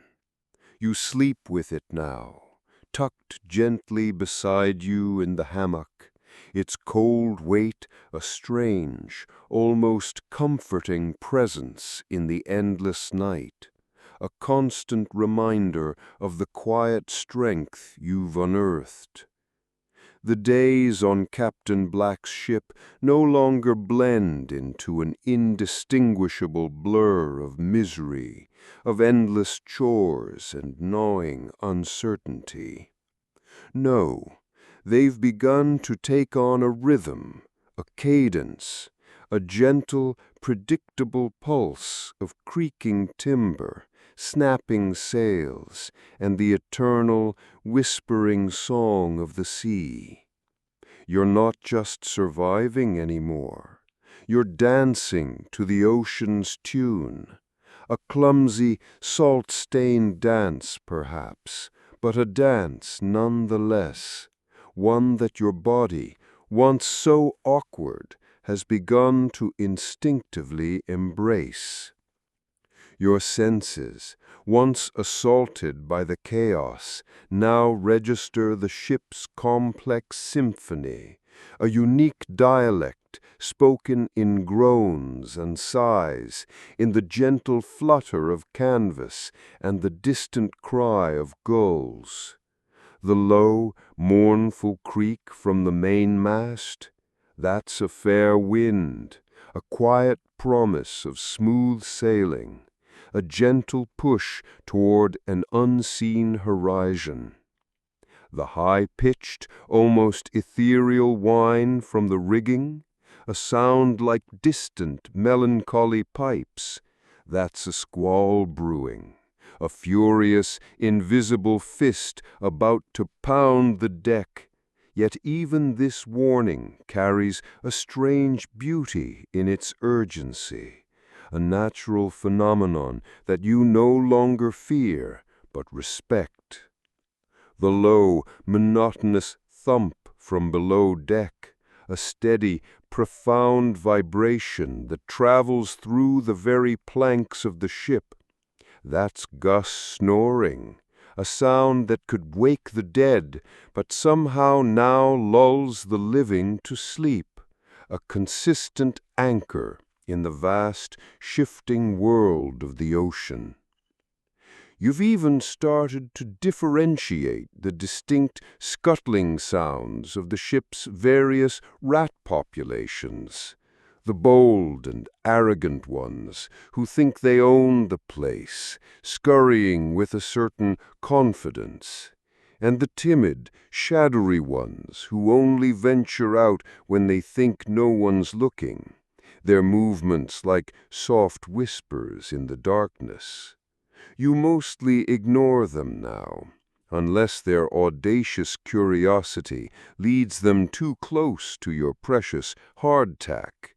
That, you've learned, is a line you don't cross, a small personal boundary you defend in this unbounded existence.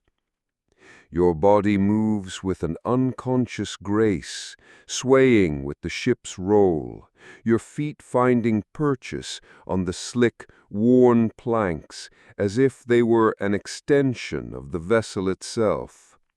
You anticipate the shifts, the dips, the rises, a quiet, almost meditative synchronicity with the breathing giant that carries you. Life here, you're realizing, is less about grand adventures and dramatic, swashbuckling tales, and more about quiet endurance, about finding small moments of unexpected beauty, about the deep, profound rhythm of simply existing. It's about the subtle shift of the moon across the inky sky, casting long, dancing shadows of the rigging onto the waves. It's about the taste of fresh rainwater collected in the sails after a passing squall, a sweetness so pure it almost brings tears to your eyes. It's about the comradeship found in shared glances, in unspoken understanding between weary souls. You've seen the relentless power of the sea, its boundless indifference, but you've also discovered its capacity for breathtaking serenity, for skies so vast and stars so bright that they make your heart ache with a quiet wonder. The world, once small and contained, has opened up into an endless expanse, a canvas of ever-changing hues, and you, once a mere observer, are now a quiet participant in its grand unfolding drama.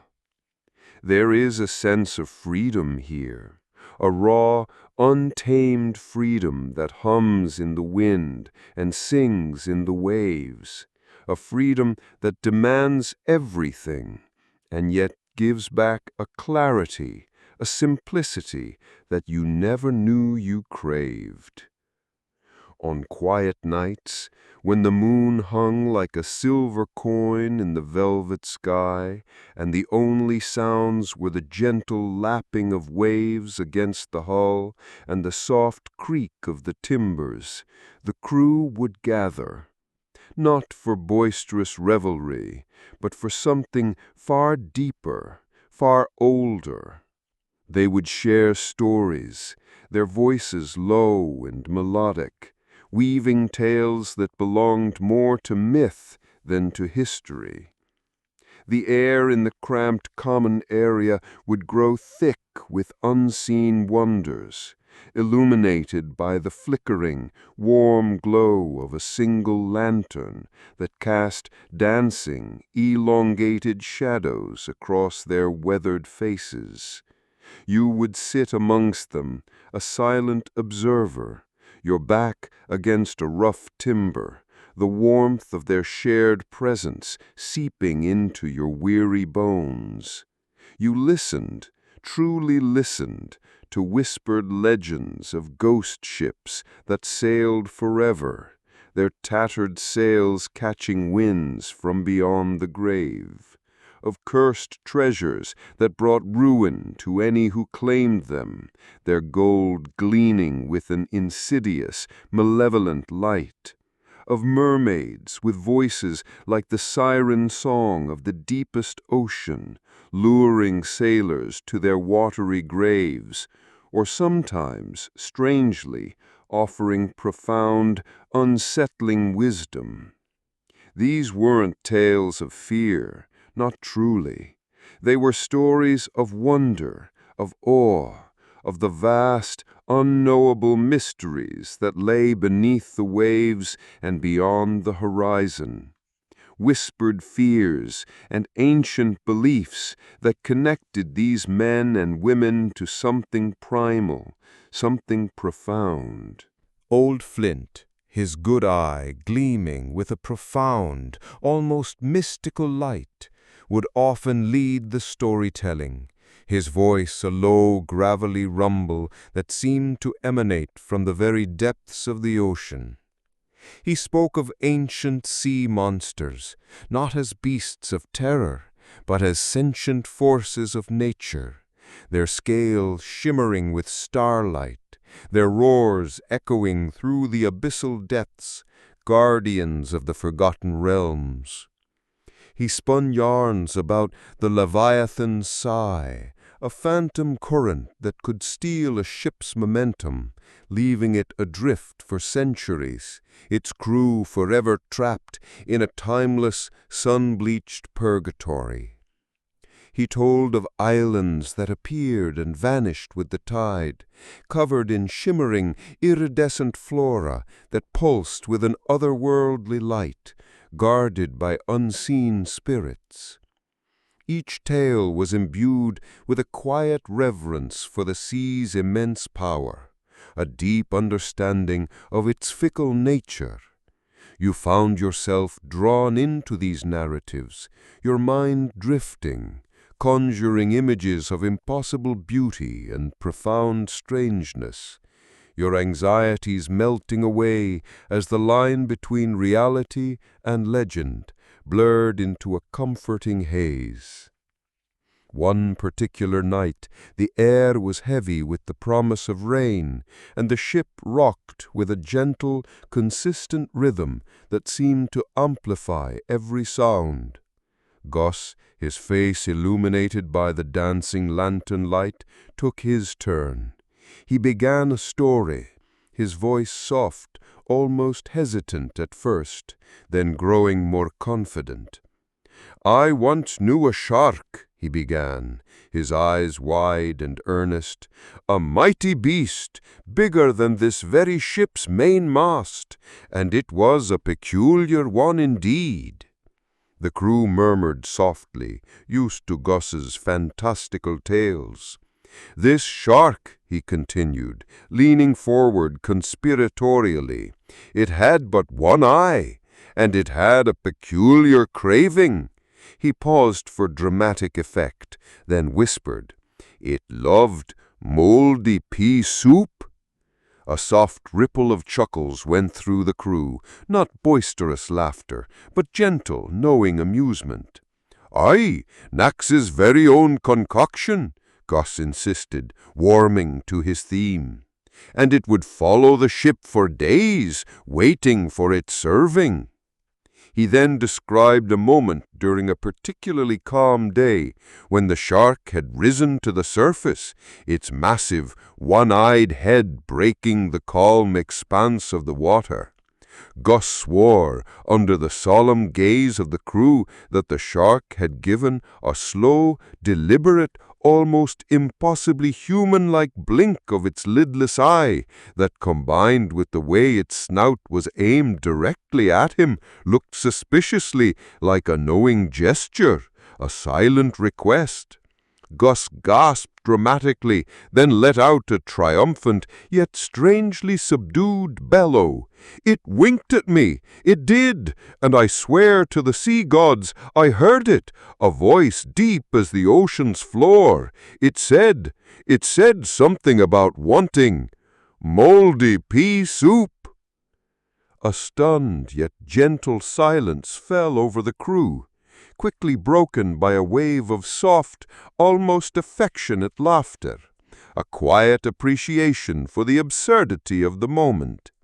Even Quill, usually stoic and unyielding, allowed himself a faint, almost imperceptible smirk, a slight upturn of his lips in the dim light. Old Flint threw back his head and let out a deep, rumbling chuckle, a booming sound that echoed across the quiet sea, a sound more of wonder than of ridicule. "A talking otter, you say you saw last year," he chortled softly, wiping a tear from his good eye that had formed from gentle amusement. "And now a shark with a craving for moldy pea soup? This ship is truly blessed with the strangest of fates, I tell ye." You just shook your head, a wry, soft smile playing on your lips. You didn't believe a word of it, of course, not literally, but the sheer, unadulterated absurdity of the moment, the way it broke the monotony of the endless ocean, was a strange, unexpected gift. A gentle reminder that even in the most brutal of lives there was room for wonder, for shared stories, for the beautifully bizarre. You had eaten moldy food, faced down your fears, and now you were part of a crew that not only believed sharks had specific culinary preferences, but embraced such tales as part of their very identity. Your life had officially gone off the rails, but in the best, most soothingly bizarre way possible. You were finding your place in this strange, chaotic world, and it felt remarkably right. You were Shivers, the slightly startled, occasionally amused, and surprisingly resilient pirate. And the sea, you realized, was a vast, unpredictable canvas, ready to paint new, wilder stories, with you squarely, peacefully in the frame, lulling you deeper into its timeless embrace. You're a pirate now, officially. You've earned your stripes, your battle scars, mostly from tripping over ropes, and even your slightly embarrassing nickname, Shivers, now a quiet badge of honor. You wield your rusty sword with newfound confidence, its weight a comforting presence, and you've learned to appreciate the subtle differences between a rat's scurry and a cockroach's skitter, a vital skill in this peculiar ecosystem. You faced down a bully, seen the silent menace of Blade, and even survived Gus's most baffling attempts at chicken smuggling. Life on Captain Black's ship has settled into a grim, predictable routine, a constant dance with the elements and the ever-present threat of scurvy. Yet within this stark existence, a strange new normal has begun to bloom, a quiet understanding of survival at its most raw and compelling. But there's one frontier you've yet to truly conquer, one adversary that remains undefeated, a daily challenge that tests your very limits of endurance: Nax's cooking. Forget gourmet meals. Forget even moderately palatable ones. Those are distant, hazy memories from a life that feels like a forgotten dream. On a pirate ship, food is less about sustenance and more about a desperate, daily act of defiance against starvation, a ritual performed with grim determination. Your mornings began with hardtack, a biscuit so incredibly dense it could easily double as a paving stone, and often did for the crew's impromptu dames of deck-tossing. It was rumored to be made from a mixture of flour, sawdust, and the crushed hopes and dreams of captured sailors. You'd learned the proper technique, a ritual of survival passed down through generations of desperate men. Rap it sharply against the mast twice. If you were lucky, the resident miniature ecosystem of weevils, plump and eager, would scuttle out from the cracks and crevices, seeking less violent lodging. A tiny, squirming exodus. If you weren't so lucky, you simply chewed harder, accepting the extra protein as a grim supplement. A quiet, almost philosophical understanding that on the open sea every calorie counted, no matter its source. Survival of the fittest, Eld Flint would often mutter, his good eye twinkling with a dark, knowing humor. And sometimes the fittest are just the ones with the strongest stomachs. You found yourself nodding, a silent, weary agreement. And then there was the ship's stew, a bubbling cauldron of indeterminate origin, its surface a murky, shifting landscape that hinted at profound mysteries beneath its murky depths. You learned not to ask questions, not to probe too deeply into the ingredients. You simply stirred, accepting these enigmatic additions as part of the voyage's unpredictable charm, a testament to Nax's peculiar brand of culinary alchemy.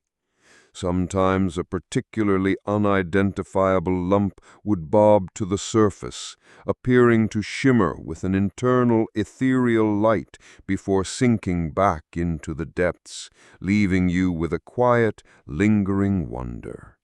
You devoured it all, because hunger, you'd found, was the ultimate spice, the great equalizer that stripped away all pretensions of taste and preference, leaving only the raw, primal urge to simply be.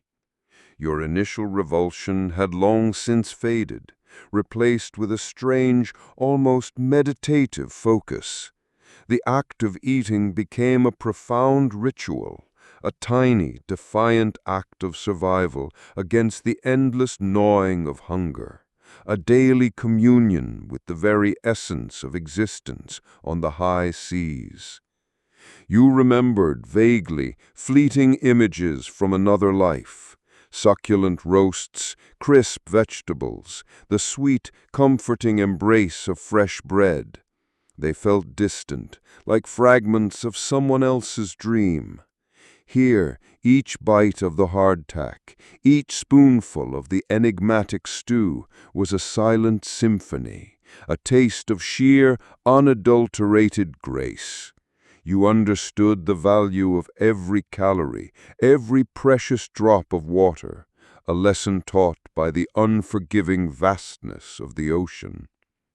Life on Captain Black's ship had settled into a rhythm dictated by the sun and the waves, a constant engagement with the elements that forged not only physical resilience, but a profound inner fortitude. The threat of scurvy, a grim spectral companion, was a constant low hum in the background of your consciousness, a reminder of the body's fragile connection to the land. You saw its subtle signs in the pale faces of the crew, the weariness in their eyes, the unspoken fear. This constant awareness, however, didn't breed panic. Instead, it instilled a quiet appreciation for anything that might offer a respite from its insidious grasp. And it was in this context that the rare delights truly shone, glowing like precious jewels against the stark backdrop of daily privation. These were the days that punctuated the monotony, the fleeting moments of pure, unadulterated joy that made the arduous journey worthwhile. The day Gus, in one of his rare successful foraging missions on a deserted speck of land, returned not with chickens, a lesson learned perhaps, but with a small, precious hoard of coconuts. The joy that rippled through the crew was palpable, a wave of profound relief and simple happiness. You watched as Gus, with exaggerated ceremony, held a coconut aloft, the sound of his knife thudding against the fibrous husk, the satisfying crack as it split open, revealed the pristine white flesh and the clear, shimmering liquid within. The scent, sweet and faintly tropical, filled the salty air, a brief, tantalizing escape from the pervasive aroma of tar and damp wood. You eagerly took the half he offered, carefully, reverently, feeling the cool, smooth inner surface of the shell. You brought it to your lips, and the first taste of the fresh coconut water was a revelation. Cool, sweet, profoundly hydrating, a liquid balm for a parched soul. Each sip was a small miracle, a whispered promise of paradise. Then the tender, creamy flesh, scraped out with a dull knife, a delicate, almost ethereal sweetness that melted on your tongue, a richness that felt like absolute luxury. In that moment, under the vast painted sky, with the taste of fresh ocean bounty on your tongue, you understood. This stark, challenging existence held its own profound beauty, its own whispered promises of contentment. Another memory equally cherished was the day Ilara, with a quiet grace that belied her usual gruffness, cast a line into the impossibly blue waters. The crew gathered, their faces etched with a shared hopeful anticipation. The sun beat down, turning the deck into a shimmering expanse, and the only sound was the gentle slosh of the waves against the hull, a soothing backdrop to this shared vigil. Time stretched, elastic and slow, until a sudden violent tug on the line broke the stillness. A gasp went through the onlookers as Ilara, with a grunt of effort, began to reel in her catch. Slowly, majestically, a flash of silver broke the surface. A magnificent fish, its scales shimmering with the colors of the rainbow, its eye gleaming with a primal vitality. The moment it landed on the deck was met with a chorus of muted cheers, a deep satisfaction that transcended mere hunger.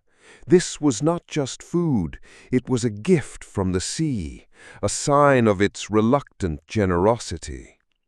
Nax, in a rare display of genuine enthusiasm, immediately set about preparing it. A small crackling fire was made on deck, the smoke curling into the clear sky, carrying the promise of a feast. The smell of fresh fish grilling over an open flame was intoxicating, a forgotten aroma that awakened dormant cravings within you. You watched, mesmerized, as the skin sizzled, turning a rich golden brown, the flesh flaking delicately. When it was finally shared, each piece was distributed with almost sacred care, passed from hand to hand, a communion of grateful souls. The taste was exquisite, sweet and tender, each bite a profound affirmation of life, of survival, of the ocean's bounty. It was a fleeting moment of pure, unadulterated pleasure, a sensory symphony that vibrated through your entire being. You found yourself closing your eyes, savoring every morsel, allowing the warmth of the cooked fish to spread through your chest, a gentle, comforting heat. Even Gus, in his usual flamboyant manner, managed to set his own beard alight in a comical attempt to roast a piece of coconut over the open fire.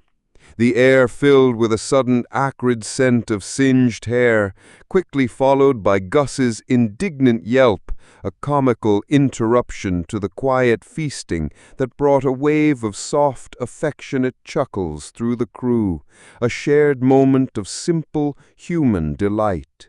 You watched them, these grizzled, scarred, often absurd individuals. Old Flint with his ancient tales, Ilara with her quiet strength, Knox with his culinary enigmas, Gus with his clumsy antics. You saw the lines of hardship etched on their faces, the weariness in their eyes, but also the flicker of humor, the glint of resilience, the deep, unspoken bond that tied them together. And you felt a strange, profound sense of belonging. This was your family now, your dysfunctional, dangerous, yet strangely endearing family, bound not by blood, but by salt, by shared trials, and by the relentless, beautiful indifference of the sea. As the sun began its slow, majestic dip below the horizon, painting the vast canvas of the sky in fiery hues of orange, crimson, and deep, profound purple, Captain Black stood on the shore of the temporary island, gazing out at the vast, endless ocean. He didn't join in the casual revelry, the subdued laughter of the crew. He simply watched, a silent sentinel, his single eye reflecting the setting sun, a deep, unwavering gaze that seemed to pierce the very horizon. He was a creature of the sea, a being forged in salt and shadow, shaped by countless voyages and untold storms. And you were, slowly but surely, becoming like him. You were learning to embrace the harsh realities, the grotesque humor, the peculiar flavors, and the fleeting moments of pure, unexpected joy that punctuated the ceaseless struggle for survival. You had tasted the bitterness of hunger and the exquisite sweetness of forbidden fruit. You had eaten the strange, unsettling protein and lived to tell the tale, your stomach now a testament to adaptability. And you knew with a certainty that settled deep in your bones that this life, for all its stark realities and peculiar flavors, was now irrevocably yours. You were no longer just a passenger, adrift and lost. You were a participant, a connoisseur of the truly awful, and a connoisseur of the impossibly rare delights. And the sea, it seemed, was still full of surprises, its vast, gentle breath now lulling you into a profound, peaceful slumber. You've tasted fresh pineapple, a fleeting glimpse of paradise quickly followed by the profound misery of a stomach rebellion. You've survived Knox's culinary abominations and even the occasional, strangely affectionate rodent encounter, each a grotesque badge of your unlikely resilience. You're a full-fledged pirate now, Shivers by name, and a master of mundane survival. Your sword, dull as it may be, feels less like a foreign object and more like a permanent extension of your arm, a crude, heavy truth in your hand. You've even started to develop a strange fondness for the constant, gentle rocking of the ship, a cradle of chaos that's become your unlikely, brutal home. You've learned that life on Captain Black's vessel isn't just about survival. It's about finding the stark humor in the grotesque, the absurd in the terrifying. But all the jokes about talking sharks and moldy fish fade away, vaporizing into the salty air when the real monster appears on the horizon. And this monster, dear friend, wears a pristine, abhorrently clean uniform. The deceptive calm of the morning had been a lie. The sun, once a benevolent orb, now seemed to mock the rising tension, casting harsh, unforgiving light on every creaking plank, every nervous face. You were idly sharpening your trusty blade, mostly for show, as it rarely seemed to get any sharper, when old Flint up in the crow's nest let out a guttural roar that wasn't his usual theatrical bellow. This was a sharp, urgent shout, devoid of any humor, carrying the weight of immediate, undeniable peril. "Sail ho! East by northeast! Large vessel! Royal Navy!" The words cut through the lazy morning air like a cold blade, a physical shock that tightened your gut. A collective murmur rippled through the crew, quickly transforming into a low, menacing growl. Most simply stopped whatever they were doing, their eyes narrowed, their hands instinctively reaching for axes, cutlasses, or the hilts of their knives. The Royal Navy, those bastards, clean-shaven, impeccably uniformed, reeking of order and disdain. They were the antithesis of everything Captain Black's crew stood for: the wild, the free, the undeniably grimy. A silent tension coiled itself around the ship, thick and suffocating, like a phantom noose. Captain Black was already at the helm, his single eye fixed on the approaching behemoth, a silent, predatory gleam in its depths. Quill's whistle, sharp and piercing, sliced through the air, signaling the call to arms, a sound that stripped away any pretense of peace and left only the raw, metallic taste of impending conflict on your tongue. There was no time to think, no room for fear, only the primal, visceral urge to prepare. You gripped your dull blade, its familiar weight suddenly heavy with grim purpose. This wasn't a drill. This was the real, brutal dance. As the opposing ship drew closer, its sails catching the morning sun like the wings of a predatory bird, the silence on your deck was broken only by the rhythmic creak of timber and the soft, almost reverent click of flintlocks being cocked. You watched the grim determination on the faces of your shipmates, men and women you'd come to know through shared hardship and crude jokes.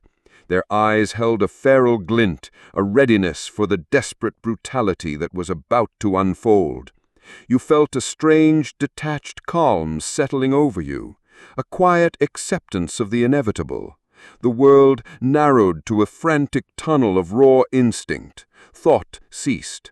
There was only the thunderous beat of your own heart, a desperate gasp for breath that felt like a wild animal clawing its way up your throat, and the singular, burning need to survive the next second, and then the next. Then the world exploded. Cannons roared, a deafening, visceral thunder that vibrated through your very bones, sending splinters of wood flying like angry insects. The deck became a symphony of brutality, the crack of muskets, sharp and deadly, The thunderous boom of cannon fire tearing through wood and flesh, the guttural screams of men grappling, the metallic shriek of steel on steel, a desperate, scraping cry. The air grew thick with the acrid stench of burnt gunpowder clinging to your throat, burning your eyes, mingling with the coppery tang of fresh blood and the damp, salty breath of the ocean itself. You stumbled, caught in the chaos, your body reacting before your mind could register the threat. The ship itself groaned under the assault, its timbers splintering, ropes snapping like angry whips, sails tearing with the sound of thunder.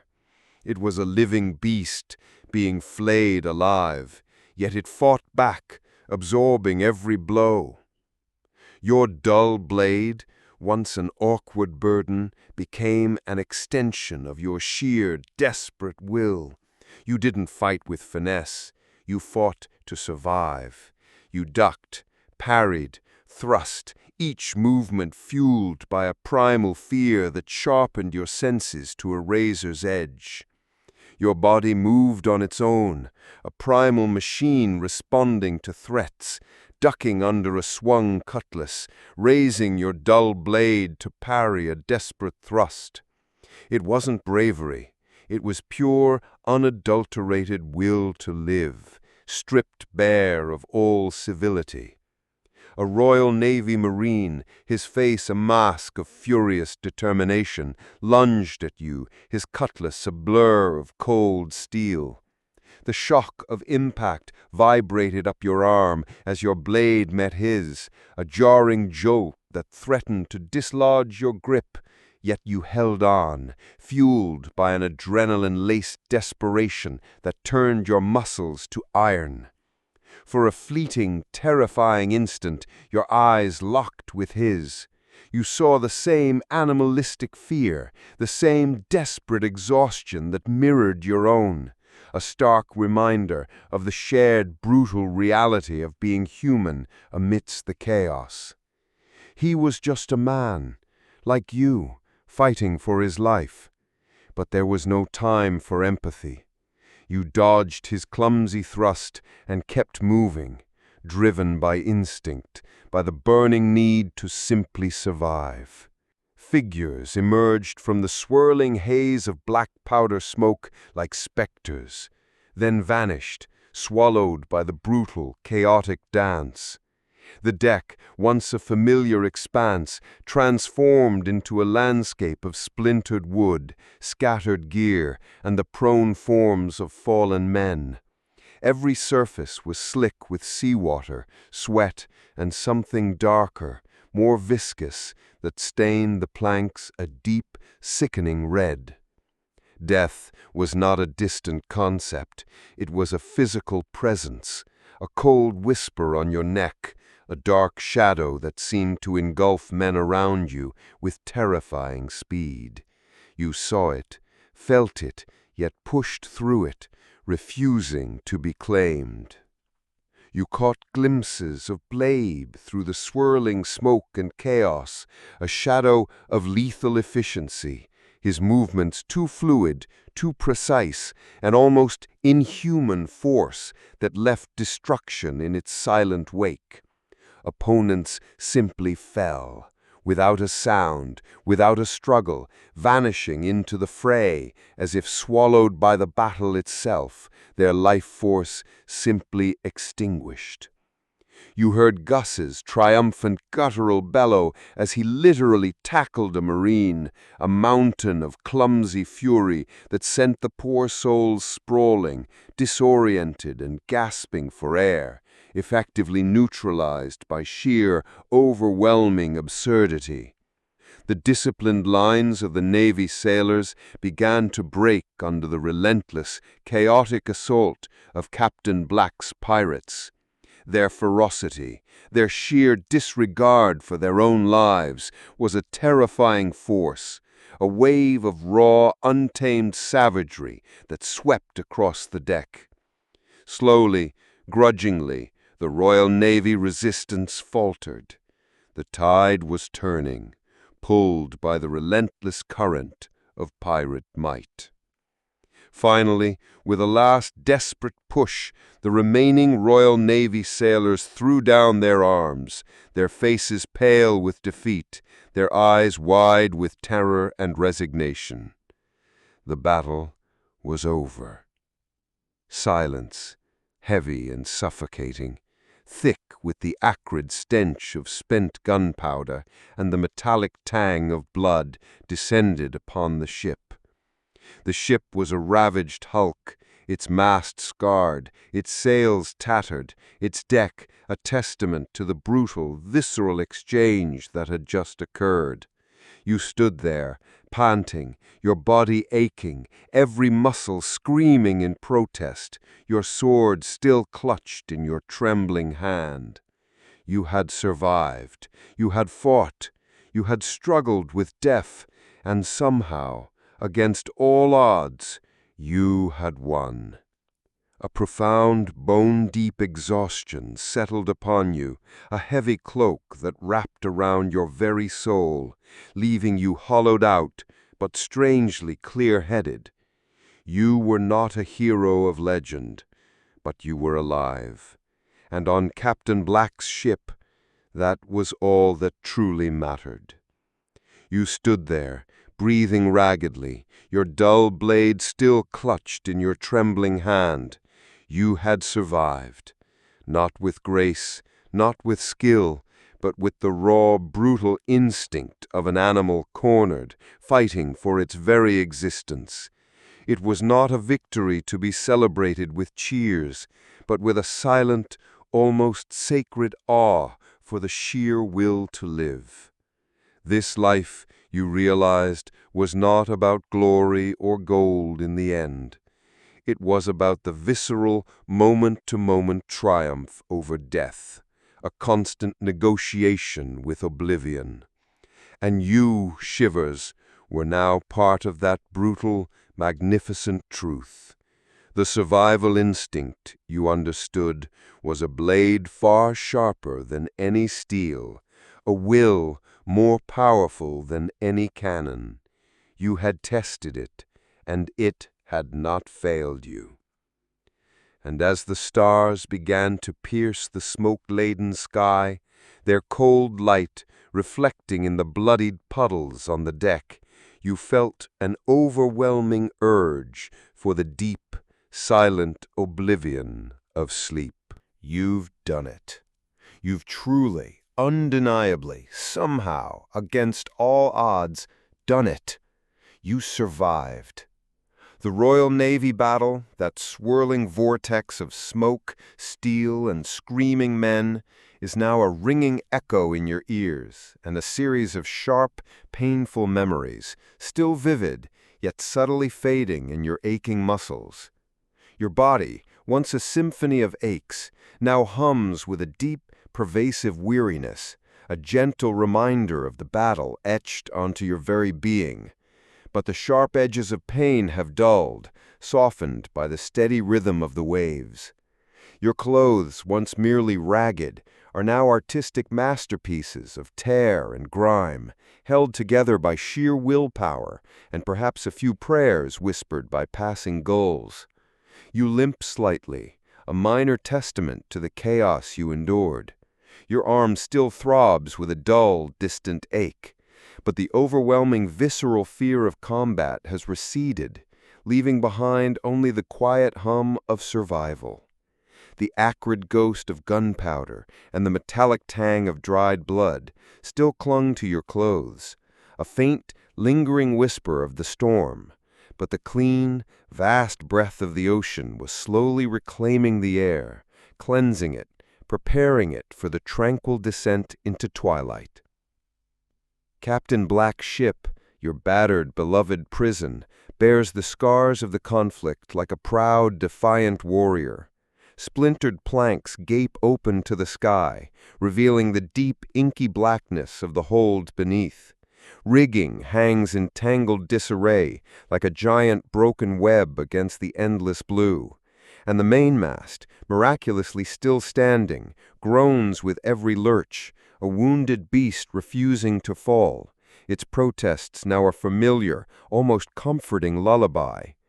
The deck, once slick with the grim remnants of battle, has been scrubbed clean, the dark stains washed away by tireless hands and the tireless sea itself, leaving only the rough, familiar texture of worn timber beneath your bare feet. The roaring symphony of chaos had faded, replaced by the gentle, rhythmic whisper of the waves against the hull, a profound lullaby from the heart of the ocean. The Royal Navy, that imposing force of order and discipline, was now merely a distant memory, a faint smudge on the horizon that had long since vanished, swallowed by the immense, indifferent expanse of the sea, its threat temporarily diffused, receding into the vastness from which it came. The days that followed the battle settled into a quiet, almost meditative routine of repair and recovery. You found yourself drawn to the vast, open expanse of the deck, especially in the hushed hours just before dawn. The first hint of light would paint the eastern sky with soft hues of rose and lavender, slowly pushing back the deep indigo of night. The sea, once a churning cauldron of chaos, now stretched out, a vast, undulating blanket of deep sapphire, reflecting the nascent light with a quiet, shimmering promise of another day. The usual creaks and groans of the timbers, once a testament to strain, now became a soothing lullaby, a familiar song of the ship breathing with the ocean, a living entity that had chosen to carry you forward. You'd sit there, cross-legged, a solitary figure against the boundless backdrop, watching the horizon swallow the last stars, feeling the gentle sway of the ship, a motion that no longer unsettled you, but rather cradled you, drawing you deeper into its timeless embrace. In these quiet moments, the memories of your life before the sea would drift through your mind like wisps of sea fog, ethereal and indistinct. You thought of the life you'd left behind, or perhaps the life that had left you. It wasn't a choice, not truly. There had been no grand dreams of plunder or adventure, no innate desire for a life of lawlessness. Instead, there had been the crushing weight of debt, the gnawing hunger that was more relentless than any pirate captain, the locked doors of opportunity, the indifferent faces of those who held power, their judgments colder than any ocean spray. You remembered the desperation, the quiet panic that used to seize you in the dead of night, the realization that on land there had been no choices, no open roads, only dead ends, brick walls that stretched endlessly into a suffocating future. The world you came from had offered no quarter, no mercy for those who stumbled, no second chances for those who simply couldn't keep up. It had pushed you, relentlessly, to the very edge of existence. And so, the sea, once a terrifying monster, had become a reluctant sanctuary, a harsh embrace for souls with nowhere else to go. You hadn't chosen this path, it had chosen you, dragging you from the wreckage of a life unlived, offering only the desperate freedom of the waves. You looked at the men and women around you, your shipmates, forged in the same crucible of hardship. You saw it in the haunted, knowing eyes of old Flint, the quiet despair hidden beneath Nax's bizarre humor, the unspoken scars that Alara carried with quiet dignity. They were not born monsters, not truly.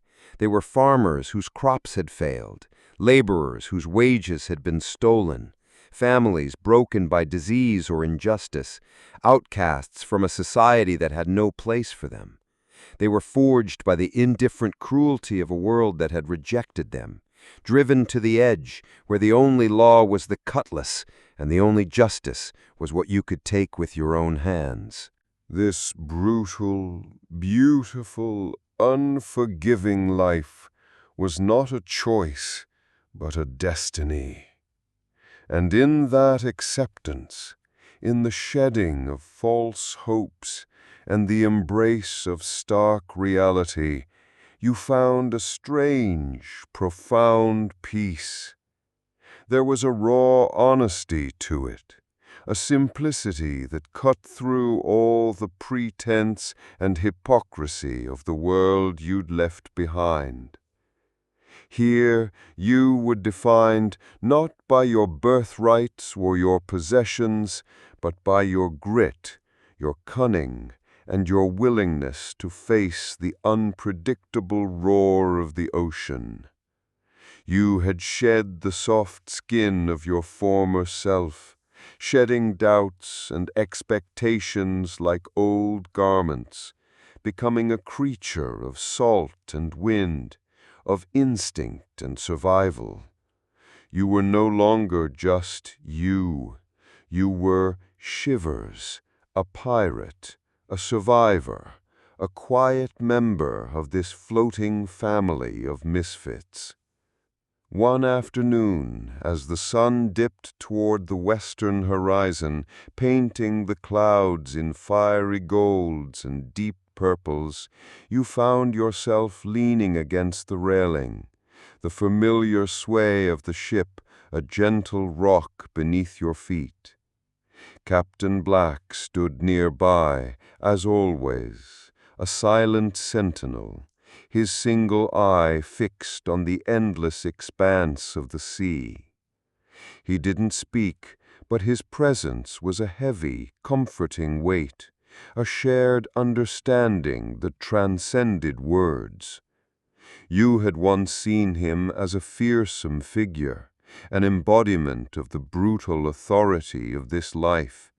Now you saw him as a reflection of yourself and of all of them, a soul forged by circumstance, a reluctant king of the desolate waves, leading a kingdom of the damned. He was a creature of the sea, shaped by salt and shadow, and you, slowly but surely, were beginning to understand his silent language, to feel the same profound pull of the endless horizon.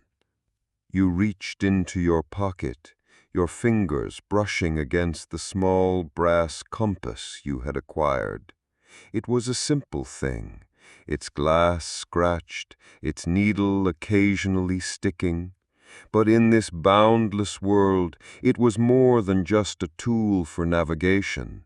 It was a tangible link to the unseen, a guide not just for direction, but for a life lived without maps or fixed destinations. You held it in your palm, feeling the cool, smooth metal.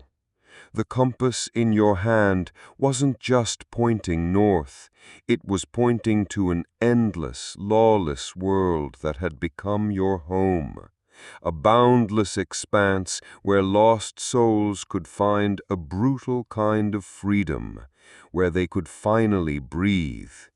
It pointed to all the 7 seas, a promise of untold journeys, a symbol of your new, uncharted future. You were no longer a frightened landlubber, adrift and lost. You were a part of this ship, a part of this crew, a part of this vast, indifferent ocean.